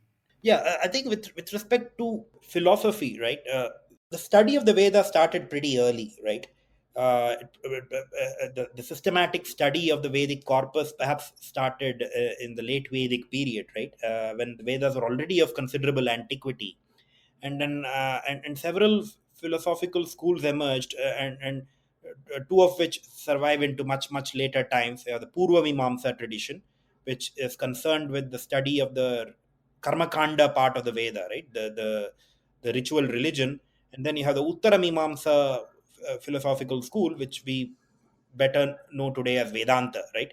Which focuses more on the Upanishads and their implications, right, and their import. So we have the Purva Mimamsa and the Uttara Mimamsa. So in Purva Mimamsa, you have the works of people like Jaimini who wrote the Mimamsa Sutras. But then this is not from the Vedic age, it's likely from the period soon after the Vedic age, maybe the last few centuries of the Common Era, right? And the concern here is specifically with ritual performance. And then even in earlier times, you had uh, uh, people like I think Kautsa, who's I don't think his works have survived, but his arguments are kind of preserved in some in other texts like Nirukta. Right, Kautsa is an interesting figure who argues that the mantras from the Vedic period they need to be valued for their sound alone, for the correct intonation and recitation, right, as opposed to the meaning. So he's one of the early figures who actually makes a case for the meaninglessness of mantras, right? And his arguments are kind of, I think, refuted, but still quoted in Yaska's Nirukta and also in the later Purva Mimamsa text, right? So it's interesting that even in the Vedic period itself, in the late Vedic period itself, we had people emerging like Kautsa who were who were having a very radical interpretation of what the mantras mean, and they were arguing that hey, we need to value the Vedas for the sound alone, right, as opposed to the meaning. The meaning takes a backseat, so to speak, right? That's interesting, but that pertains to the Brahmana, the portions of the Veda, right, which concern primarily with ritual. But as far as the Uttara Mimamsa texts are concerned, the focus is more on Upanishads. The Upanishads are many in number. Again, they were composed over a very long period of time, right? So I mean, some of the Upanishadic ideas are also kind of borrowed by Buddhists, but in general, the tone seems a little different, right? For instance, one of the famous Upanishadic shlokas goes this way, right? Purnamada, Purnamidam, Purnat, Purnamudachyate, right? So it focuses on the infiniteness of the universe and the fullness of the universe, so to speak, right? In contrast, you have the Buddhist idea of shunyata, right, or nullness or nihilism, right, which makes an interesting contrast to the Upanishadic focus on fullness, right. It seems like Buddhism is more pessimistic in its tone compared to the early Upanishadic literature, right. But as far as Upanishads and the schools of philosophy that it has inspired, I think that's well known to most people listening to this podcast. You had the emergence of Vedanta in the common era, right? And then you had several schools of Vedanta emerging, which differed in terms of how they interpret the Upanishads, right? So you had Shankara's Advaita, right? Shankara is by no means the first Advaitin, so he had his predecessors like Gaudapada, right? He was following in the footsteps of giants, and then you had uh, Ramanuja in the Tamil country, right, who came up with a more theistic interpretation of the Upanishads. And then you had a more radical dualistic interpretation by Madhva in the 12th century, right? But these are all early medieval figures, and they were obviously their primary focus was on interpreting the Upanishads, right? Which do not lend themselves to a uniform interpretation, right? So the Upanishads are cryptic and they can be interpreted in radically different ways, which is why they have the study of Upanishads, which is what Uttara Mimamsa is, has given rise to so many schools, right? But the emergence of these schools was not in the Vedic period. The schools emerged much later in historical times, as I discussed, right? And it continues to influence Indian thought in more than one ways, right? Uh, as far as the Vedic, Uh, Shrikant, just one question, Shrikant. Didn't Samkhya emerge like in the Vedic age with Kapila and others, other thinkers? Sage Kapila is associated with Sankhya, but I'm not sure if his own work has survived. I don't know, but I think we remember many of. No, yeah, we only remember his uh, what Buddha said about like what Buddha says about like Exactly. some I of think those things. yes.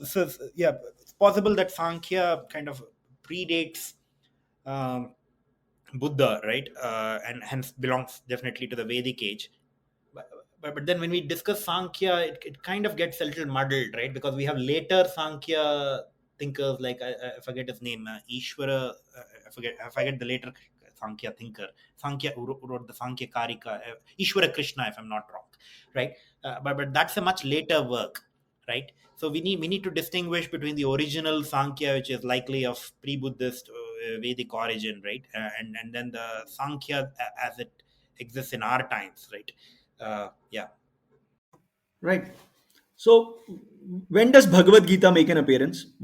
I mean, we discussed we can track back the Great War to between 1200 and 1500 BC. And the Itihasa clearly mentions that the Upadesh was given on the battlefield of Kurukshetra. So, then do we date Bhagavad Gita also as the version that we now know of was composed between 1200 to 1500 BC? Definitely not. In its present form, it definitely doesn't go back that far back, right?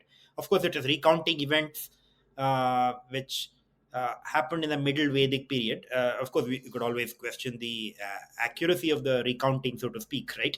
But Bhagavad Gita, as it survives in our times, it's in a completely different register of Sanskrit. It's not in the Vedic tongue, right? It's very much in a flavor of language which is closer to classical Sanskrit, right? It's possibly post Panini or maybe contemporaneous with Panini, right? So it could have been any time between 7th century BC to 2nd century BC, right? Of course, I mean, people may have different biases and they may argue for different points in time in that broad period that I mentioned. So I think you would likely place it after the culmination of the Vedic period, right? More contemporaneous with the early Buddhist period, right? So we are saying that in an oral tradition, so are we saying in an oral tradition it survived till about 200 BC to 700 BC, and then that's when it was written down or composed in Sanskrit of that period? Or are we saying no, the whole idea, the whole philosophy originated somewhere between 200 BC to 700 BC? Lots of the philosophy I think are post Upanishadic, if I'm not mistaken. So lot of the things in Gita make sense after you understand Upanishads, right, I mean, Shrikant? many people Or even regard Gita as an Upanishad, right? That's yeah, yeah, Upanishad, yeah. right. So Then how do we reconcile it with the popular imagination that it's a discourse given on the battlefield in Kurukshetra? I mean, we can't take these things in a literal sense, right? Obviously, it's a part of the epic. It's a part of Mahabharata, and Mahabharata is recounting the events of the Middle Vedic period, right? No, of course, it's nobody's claim that those events are completely fictitious. There's obviously a basis for those events, right? But then the texts are so large in size, right, and scope, and they deal with many ideas which have kind of built over time, right? So obviously the Gita has its several themes.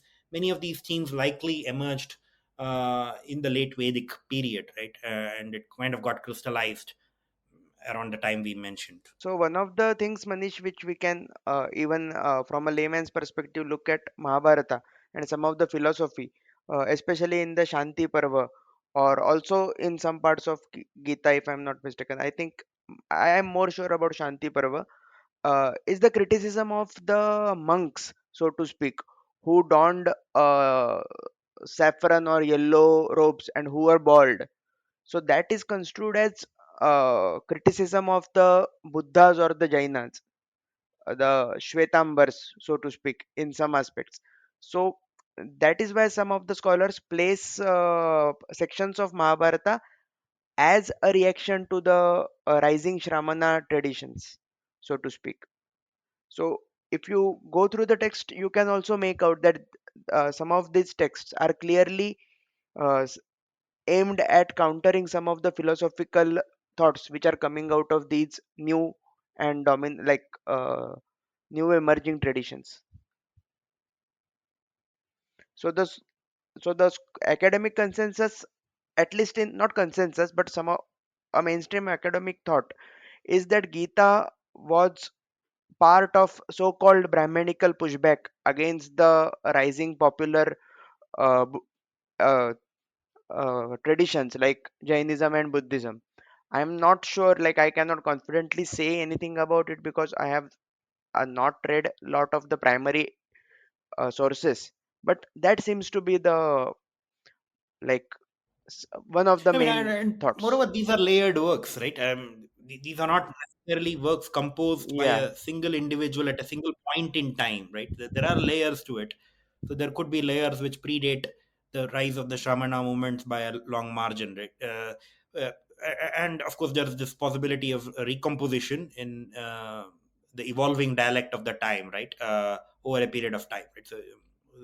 So uh, yeah, because the Bhagavad Gita, I think, refers to the Vedanta Sutras in one place. The Vedanta Sutras are a foundational work, right, of Badarayana. And it's Badarayana is traditionally associated with Vedavyasa, but basically these Vedanta Sutras are 555 one-liners, which kind of help summarize, capture the spirit of the Upanishads, right? And Gita has a reference to Vedanta Sutras. I'm not sure if Vedanta Sutras refer to the Gita. That I'm not super sure, right? So it does seem like the same set of individuals may have had a hand in the final recension of both of these texts, right? Be it Vedanta Sutras and Bhagavad Gita. Well, one could argue that's against the grain of how popular opinion is and how the chronology of Bhagavad Gita and Mahabharata are interlinked. What dates do we give to composition of the both itihasas? When were they composed?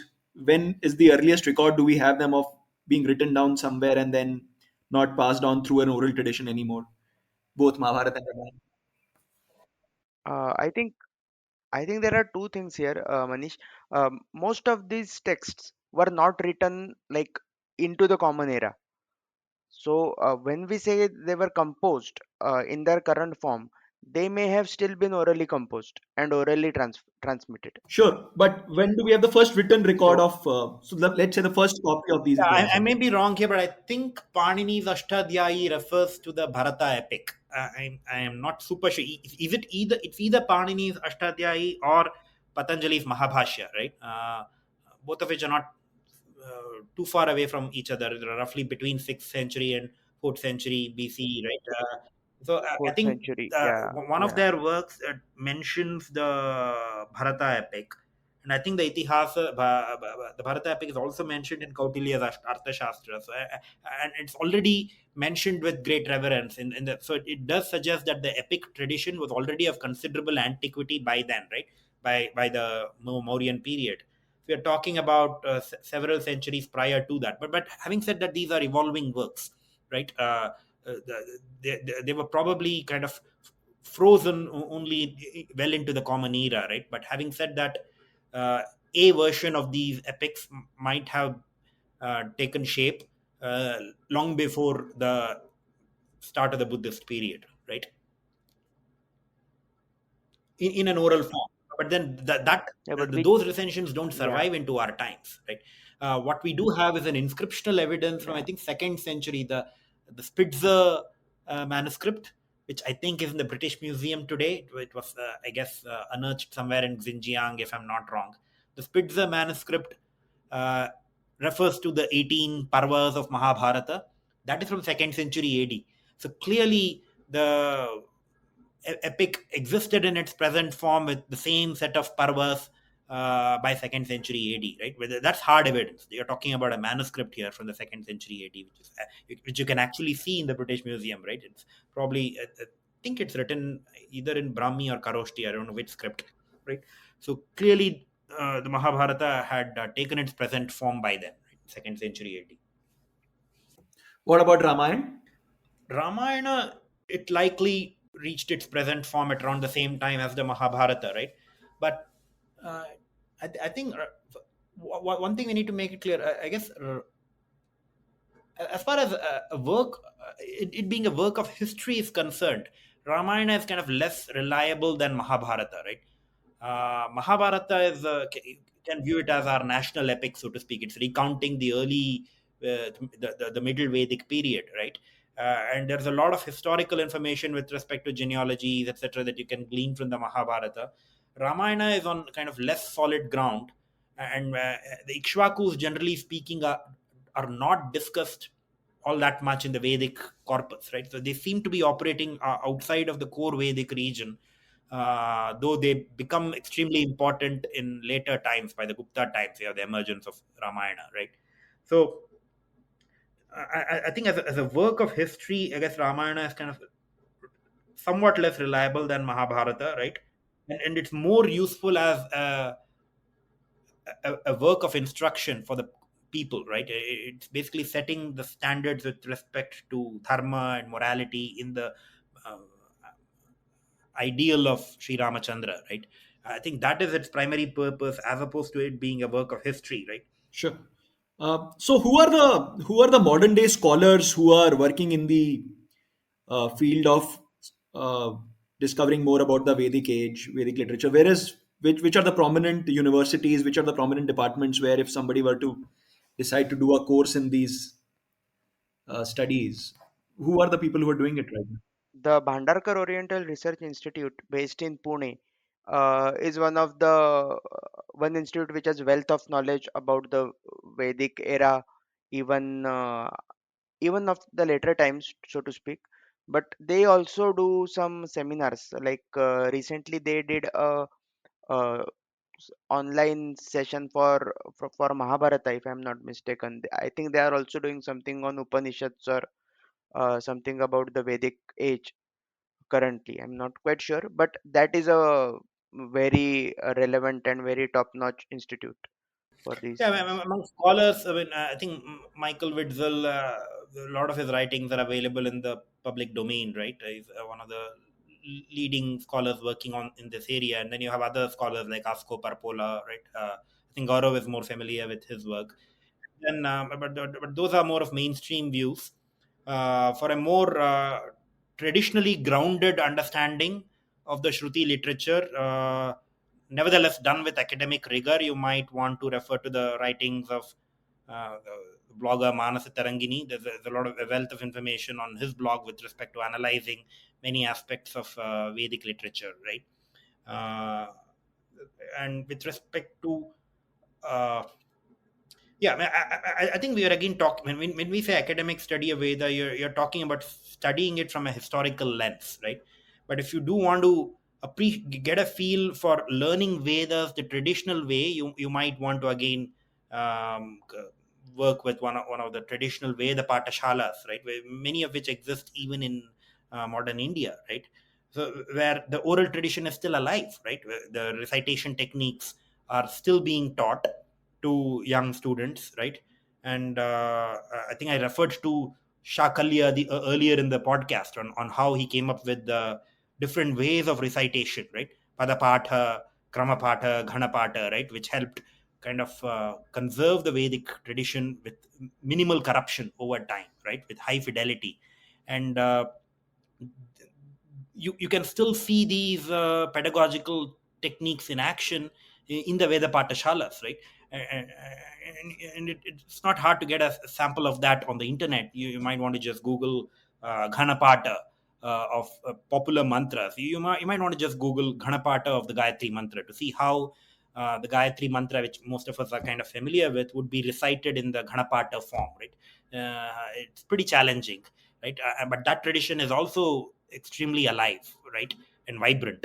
But that serves a very different purpose, right? That's more moored in the traditional outlook, and the focus there is not so much on gleaning the meanings of texts and undertaking an academic study, right, with respect to gaining insights on history.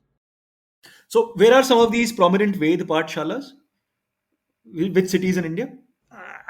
To be honest, I don't recall on top of my head, but there are many of them in the southern part of India, and I'm sure there are Veda Patashalas in Varanasi as well. Right? I'm not familiar with the names. Right? Of course, one good way to get started is to maybe consult some of the major mathas that still exist, the Kanchi Matha in Kanchipuram or the Sringeri Matha. Right? These mathas may have more information in terms of the network of the Veda Patashalas. But there are schools as we speak where students are taught the way Vedas were taught, let's say 3,000 years ago. Well, in Yes, yes, there are Ghanapatis who are still with us, right? Only yesterday I was listening to this person named K. Suresh. You can just Google his name. He's a finance professional and he is a Ganapati, right? And there are many videos of his with the Ganapata recitation of several important Vedic mantras, right? this is obviously a topic where we can talk about at great lengths, and maybe we'll do another episode around this as outside the realm of the history podcast. But this has been a very enlightening discussion. Some very contentious issues. I mean, to my mind, I never thought of. I always presumed Bhagavad Gita was part of the original Mahabharata text, and the discourse was actually given on the battlefield. What I've learned something new today. I need to read up a lot more, I guess. Right. So, is there anything else that our speakers would like to say about this era, about this age? Shrikant? Yeah, yeah. So there's one thing we did not cover in the podcast so far, and that's basically a discussion of how we ought to think about Vedic literature in terms of its classification. How is Vedic literature roughly organized? Right? What are the different ways of classifying Vedic literature? What are the different layers in Vedic literature? That's something we did not touch upon. So there are basically three ways of basically classifying Vedic literature. Right? Firstly, it could be based on the style of composition, right? And there are basically three styles, right? So you have the Rik mantras, which are metrical poetic verses, and then the Yajus prose statements, right? Or prose formulae, right? And then you have the Sama chants, which are basically melodies, right? So in many parts of traditional literature, they refer to the three types of Vedas. They don't necessarily refer to the three Vedic collections. Rather, they are referring to the three types of compositions: the Rig mantra, the Yajus prose formulae, and then you have the Sama melodies, right?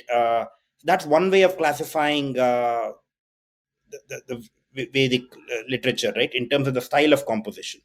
The other way of classifying is to look at the four major collections that exist, and this is pretty well known to most people. You have the four Vedic collections. You have the Rig Veda, Yajur Veda, Sama Veda, and Atharva Veda, right? So there is an argument that originally it was just the first three Vedas were regarded as canonical, and Atharva Veda was given a higher status, the status on par with the rest, much in later historical times, but that's kind of debated.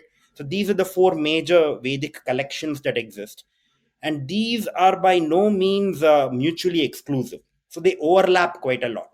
For instance, Samaveda borrows most of its words right from the Rig Veda. Right? So many of the Rig Vedic verses get kind of repeated in Samaveda, and much of Samaveda's content is basically Rig Veda set to the melodies, right, which are inherent to Samaveda, right? And then there are overlaps even between Rig Veda and Yajur Veda, especially the Samhita portions, right? So, for instance, I know there are hundreds of thousands of people who still do Sandhya Vandana in India today. One of the mantras which we say is, I can give you this example, Dhadikra Vannam Akarisham Jishno Rashvasya Vajinaha, right? So this particular mantra, it is there in the Rig Veda. It is also there in the Yajur Veda, right? So it's present in, I think, Rig Veda Mandala 4. It's also present in Krishna Yajur Veda as well as Shukla Yajur Veda, right? So there's overlap between the Rig Vedic collection and the Yajur Vedic collection, right? These are by no means mutually exclusive. The Atharva Veda also, I think, borrows from the Rig Veda, though to a lesser extent than Sama Veda and Yajur Veda, right? In terms of its content, the Atharva Veda is viewed as somewhat distinct, right? So, and even in terms of the style of composition that I referred to earlier, there's no one-to-one mapping between those styles and the four major collections that are existed. So Rig Veda mostly consists of the Rig style of composition, whereas if you look at the Yajur Veda, it has both the Rig style of composition as well as the Yajus, the prose style, right? So it's a completely different classification. The Vedic collections, there's no one-to-one mapping with the style of composition, right?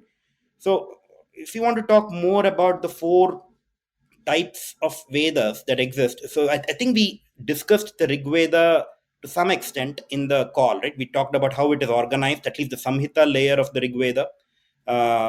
We talked about how it's organized into 10 mandalas. Each mandala comprises of several suktas, and each sukta comprises of mantras. There are specific rishis associated with each mandala. I think we touched upon all of that in the podcast so far.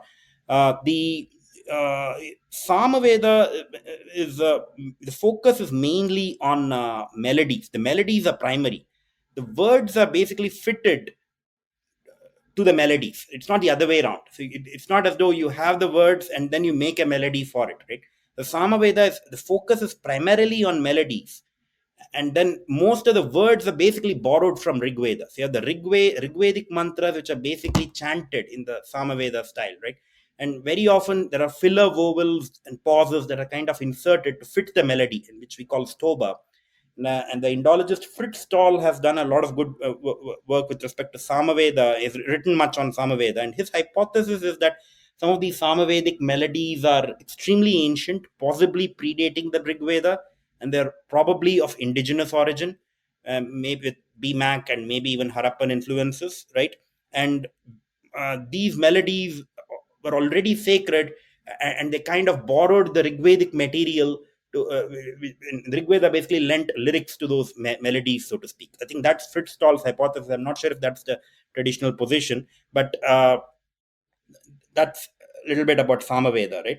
Yajur Veda is super important in the sense that one could think of Yajur Veda as being the linchpin of Vedic orthopraxy, right? So the medieval commentator during the Vijayanagara times, Sayanacharya, was a commentator on on many of the Vedic texts. He described Yajur Veda as the wall on which Rik and Sama chants serve as pictures, right? So basically, he made an analogy between Yajur Veda and the foundation, so to speak, as a foundation, so to speak. He mentioned that Yajur Veda is the foundation that kind of supports Rig Veda and Sama Veda, right? So that just goes to show how even traditionalists in later times viewed the Yajur Veda.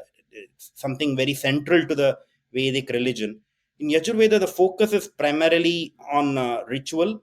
Having said that, it borrows much of its material from the Rig Veda, as I mentioned earlier. And it's primarily in the Yajur Vedic context that the Shroutha ritual developed, right? The Shroutha ritual is. I know there's more elaboration on Shroutha ritual even in the Shroutha Sutras in later Vedic age, but it's in the Yajur Vedic times that the Shroutha ritual has its origins. And a typical Shroutha ritual, let's take the Soma ritual, it's typically led by 4 priests. You have the Hota priest who represents the Rig Veda, you have the Adhvaryu who represents the Yajur Veda, the Udgata priest who represents Sama Veda, and then you have the Brahman priest who's kind of arbitrarily assigned to the Atharva Veda, right? So you have all 4 Vedas being represented in the Shroutha ritual, and the ritual is led by the Adhvaryu priest who represents the Yajur Veda, right? So Yajur Veda is kind of very central to the Vedic ritual religion, right? So in that sense, it's perhaps the most critical of all the 4 Vedas in one respect, right? Even though it may not be as archaic as the Rig Veda, right? And fourthly, we have the Atharva Veda, which is mostly poetry, unlike Yajur Veda, which is a mix of poetry and prose, right? Atharva Veda is mostly poetry, and then one thing about Atharva Veda is that it's somewhat removed from the Shroutha ritual context, right? The focus in Atharva Veda is more on domestic rites, the Grihya rituals, right? And it is perhaps more worldly in its orientation as well, right? For instance, one of the Atharva Veda Samhitas, the Paipalada Samhita, discusses how fracture can be healed by using a plant, right? So there are a lot of medicinal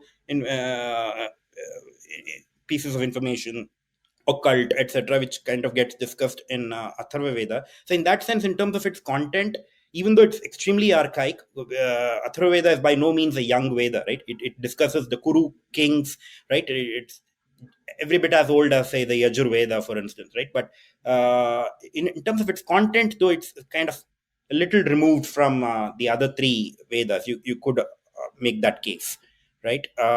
So I think so far we've kind of discussed the 2 ways of classifying. I spoke about the type of composition based on which there are 3 types of compositions, right? Rig, Yajus, Sama.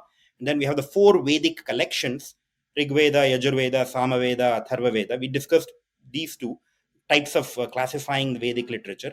There's a third way in which you can look at Vedic literature classification, and that's more in terms of the content, the type of content, right? So and based on the chronology of the development of Vedic literature. So with this lens, you can think of Vedas as comprising of the Samhitas, the Brahmanas, the Aranyakas, and the Upanishads. So in this classification, in some respects, it's more coherent than the 4 collections classification that I mentioned, right? In the sense that these 4 layers are Samhitas, Brahmanas, Aranyakas, and Upanishads. They're kind of very distinct from each other in terms of their content, right? So it lends to a more natural classification. The Samhitas are clearly the most archaic among these 4 layers. Every Vedic collection has its Samhitas, right? So you have the Rigvedic Samhitas, the Yajur Vedic Samhitas, you have the Atharva Veda Samhitas, right? And the Samhitas are for the most part, I think almost entirely poetic, right? These are metrical hymns to the several deities, right? And as I said, all the Vedic collections have their Samhitas. And then you have the Brahmana literature. These are basically the prose sections of the Vedas. They're particularly important in the context of Yajur Veda. And these prose sections are attempting to interpret the Samhitas in ritual terms. So every Veda has its Brahmana literature, right? So, for instance, you have the Aitareya Brahmana associated with Rig Veda. You have the Shatapatha Brahmana, Taittareya Brahmana associated with Yajur Veda, right? So, and then you have the Panchavimsha Brahmana associated with Sama Veda, right? So these are the ritual sections of the Vedas, basically prose sections that attempt to interpret the Samhitas in ritual terms. And the Brahmanas were not necessarily a distinct layer from the Samhitas originally, right? And this is pretty evident in the way Yajur Veda developed. If you look at the older of the two Yajur Vedas that exist, the Krishna Yajur Veda, right? In the Krishna Yajur Veda, the Brahmanas and the Samhitas are kind of mixed together. So the Taittiriya Samhita has its verse form, it has the metrical verses, and it also has the prose sections, and they're kind of mixed, right? At some point, it looks like there was some kind of a reform movement in the middle Vedic age, which led to the development of the Shukla Yajur Veda. So you could think, if you want an English translation of Krishna and Shukla, it basically translates to black and white. You have the black Yajur Veda, where the Brahmana section and the Samhita section are mixed. And then you have the white Yajur Veda, the Shukla Yajur Veda, where the Brahmanas and the Samhitas are kind of very distinct from each other. They're completely different, right? So it seems like the Brahmanas were kind of separated from the Samhitas in later times, as it is evident in the formation of the Shukla Yajur Veda, right? And the Brahmanas, as I mentioned, these are mostly focused on ritual, but not exclusively so. So there are Brahmanas like, say, Shatapatha Brahmana, which discusses not just rituals, but even lore, mythical lore, narratives, etc. Right? So you can't just simply equate Brahmanas with rituals, right? And then you have a transitional phase where you have the Aranyakas, which literally translates to forest sections. I think every Veda has its Aranyakas. And these are more speculative and metaphysical in nature, but they also discuss rituals. It's not like it's only philosophical. There's both ritual discussed in the Aranyakas as well as more speculative bits, right? And finally, you have the Upanishads, which are regarded as Vedanta in later times, right? The reason it's called Vedanta is because it's the section that ends the Veda. So every Vedic collection, be it Rig, Yajur Veda, Sama Veda, Atharva Veda, it has its Upanishads as appendices, right? Which is basically placed at the end of the Veda. And these Upanishads are focused more on philosophy and also the interpretation of ritual, right? So, for instance, if you take something like the Ashwamedha Yajna, a symbolic interpretation of the ritual is given in the opening chapter of the Brihadaranyaka Upanishad, right? Which is associated with the Yajur Veda, right? So the Upanishads focus more on symbolic interpretation of rituals as well as metaphysical speculations, occasionally ethics, right? So it's not just about interpreting rituals. If you have, say, for instance, the exchange between Shvetaketu and a student, I think, in Chandogya Upanishad, that's nothing to do with interpreting rituals, right? That's more of philosophical exchange, right? Or you have the exchange between, say, Sanat Kumara and Narada in one of the Upanishads. I forget which one. Again, it has nothing to do with interpreting ritual. So we don't have to think of Upanishads purely as ritual interpretations. These cover a wide range, and they're more philosophical in their outlook compared to the other layers of Vedic literature.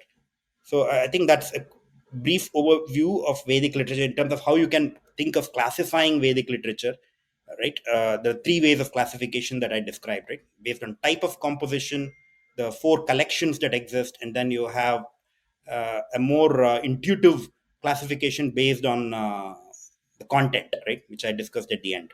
Yeah. Right. Great stuff. Shrikant, I just wanted to ask you, is there a classification in terms of their how do families or individuals in the subcontinent follow a particular Veda? Are the inhabitants of the subcontinent, were they at any given point of time or today, classified on the basis of which of these Vedas they followed, or which of these Vedas they practice, or which of these Vedas are read at in Yeah, have been that's a read in very their good families? question. Yeah, that's another classification, right? I should have probably mentioned that as well. That's the Shakha based classification, which is again independent from these three types of classifications that I mentioned, right? So if you have the Shakhas, I wouldn't say independent because there are specific Shakhas associated with each Vedic collection, right? And typically a family belongs to a particular Shakha, right. I'm primarily talking about the Dvija families here, right? I'm not sure if this tradition of belonging to Shakas extended to the whole society. I'm not too sure about that, but at least in a Brahminical context, most families belong to certain Shakas, right? For instance, if I were to take most South Indian Brahmins, right, they belong to the Taittiriya Shaka of the southern of the Black Yajur Veda, the Krishna Yajur Veda, right? Whereas most of the Brahmin populations in North India, primarily in say UP, they are more likely to align with the uh, Madhyandina Shaka of the Shukla Yajur Veda, right? So how are these shakas different from each other? So, for instance, I think they primarily differ in terms of the oral tradition, right? In terms of how you actually recite the verses, right? So, again, as I said, within uh, say the Shukla Yajurveda, we have multiple shakhas, right? So you have the Madhyandina Shakha, and then you have the Kandva Shakha. So I think that the content is mostly the same, but I think there are differences in the oral tradition. But I'm not perhaps not the best person to elucidate more on the differences between shakhas, right? But clearly, most families belong to one shakha or the other, right? And it's through these shakhas that the oral tradition has been kind of preserved over time. uh, yeah, and there's also a geographic pattern to these shakhas, as I mentioned, right? So people in certain states, they are more likely to belong to shakha x than shakha y, right? And there's a clear pattern that is evident if you were to do a survey among uh, all the families kind of adhering to the Vedic religion today, right? Right. And is there a public depository or a source from where one can find out which of these shakhas or which of these Vedas one's ancestors followed, and then the practice sort of got lost in the family?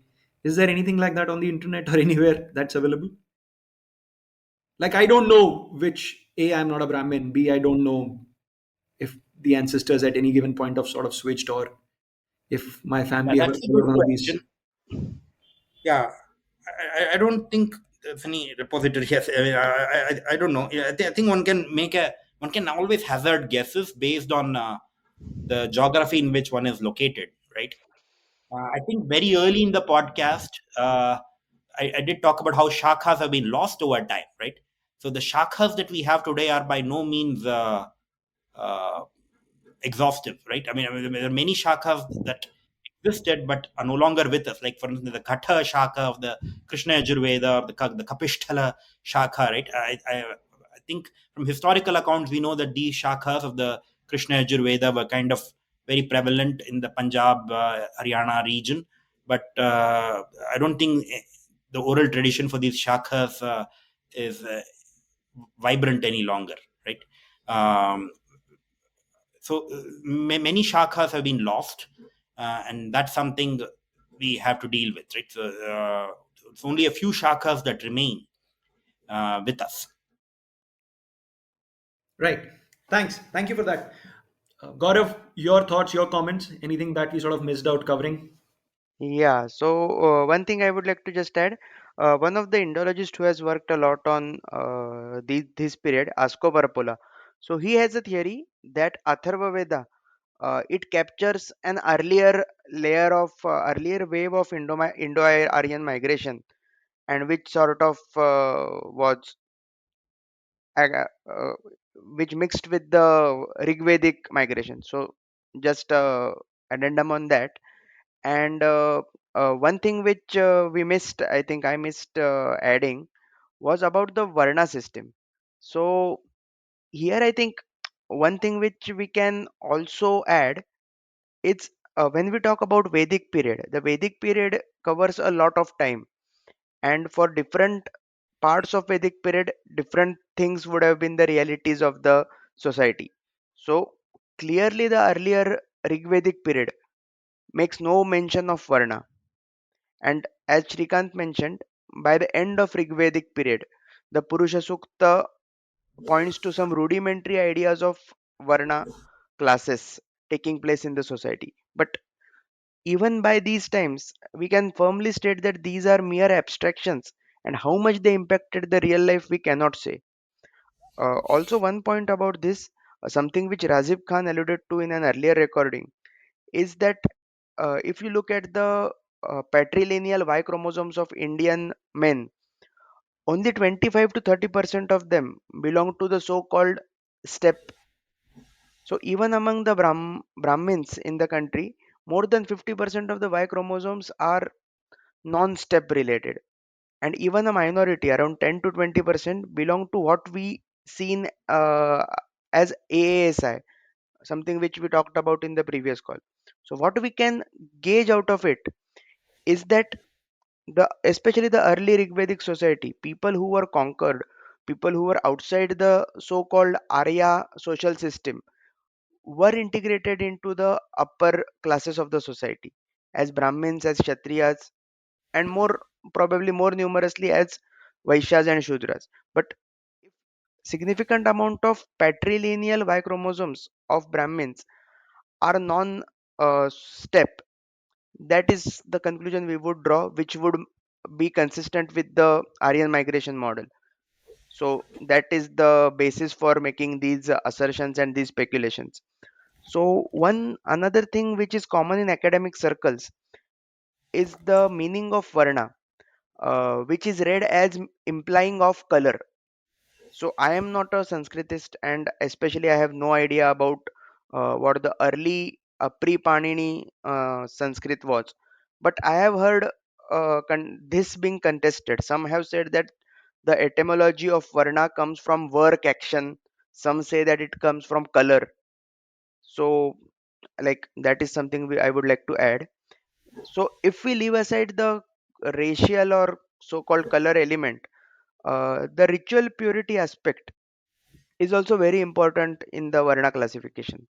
So in the earlier, in the Vedic times, the Shudras, so to speak, or the Chandalas, or anyone who is outside the Varna system or Aryan social system, are considered to be ritually impure.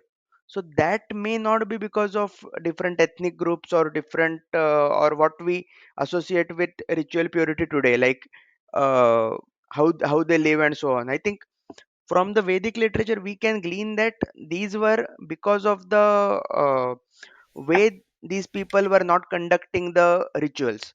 So whoever conducted the Vedic rituals in proper method.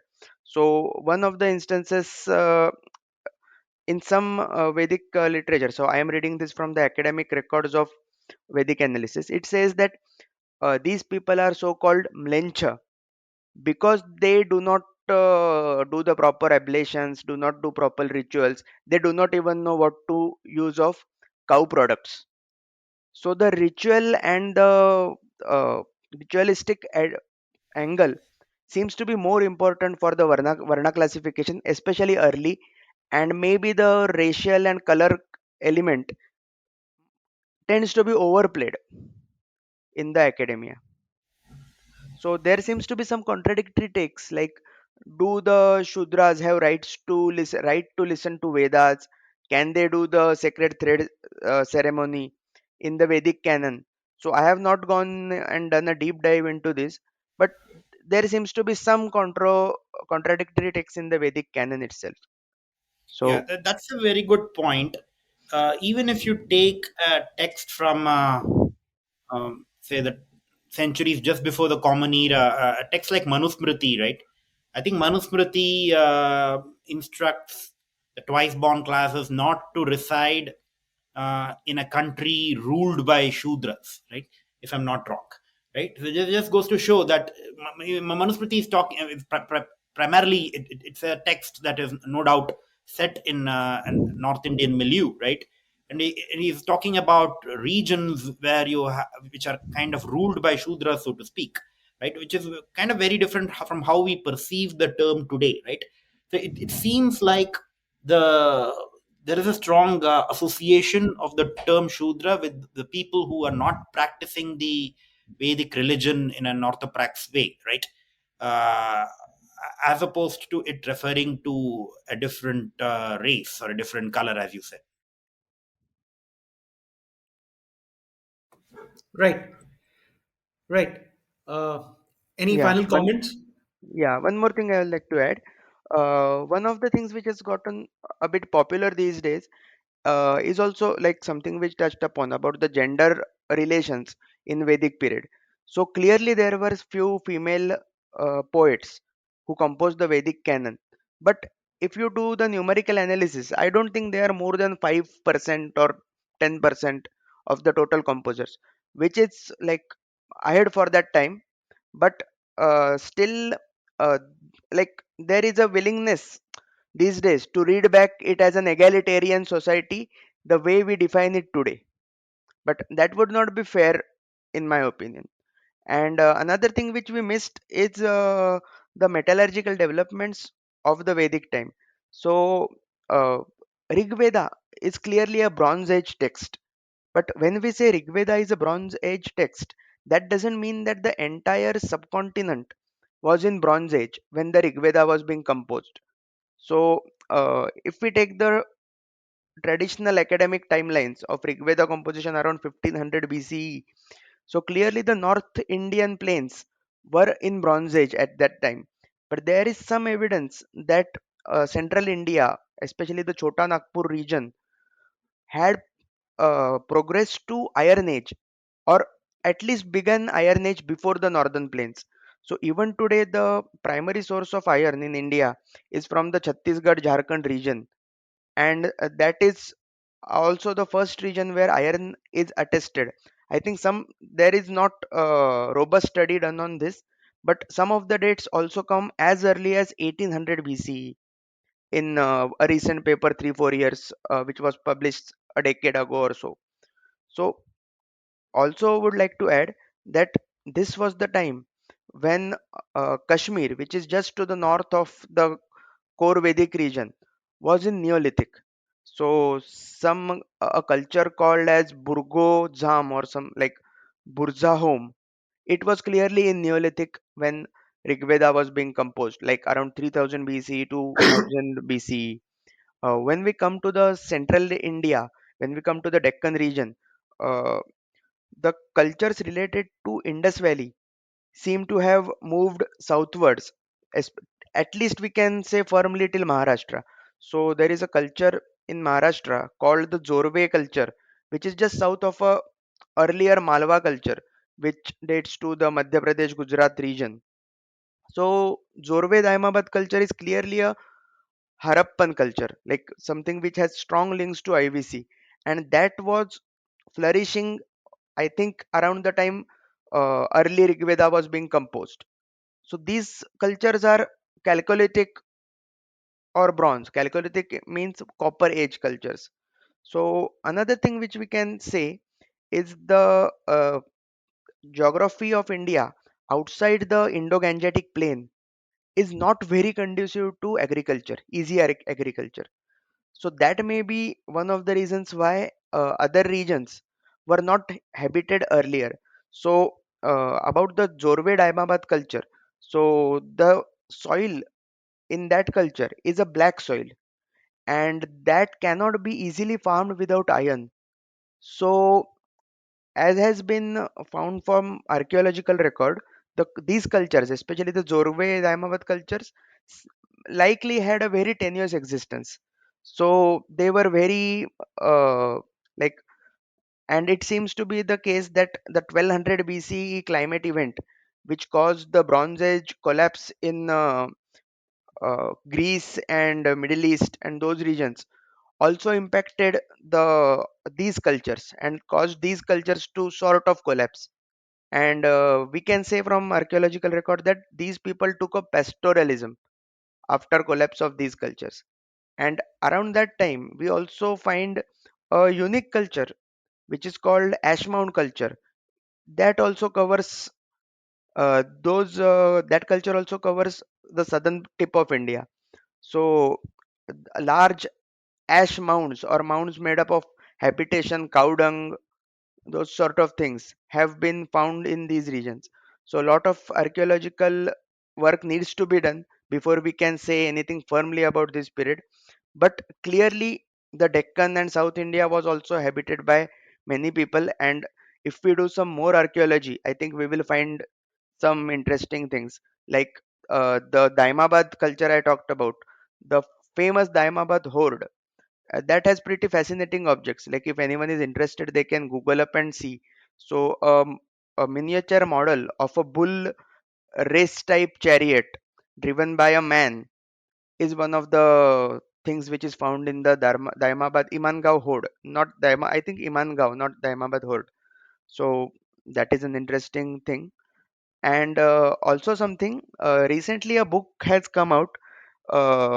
It is called A Journey of a Civilization from Indus to Vagai. Uh, I think Shrikanth touched upon the Kiladi finds in Tamil Nadu.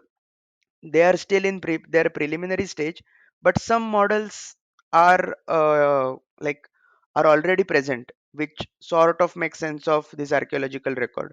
I think time will shed some more light on it, and I hope we learn more things about these non-literary cultures. Yeah. Sure. This was great. I would like to remind our listeners that as part of podcast notes, we'll have references and links to all the material that our speakers have referred to. We look forward to your feedback, your comments, and look forward to having you as listeners in our upcoming episodes. Thank you. Tune in next week for Brown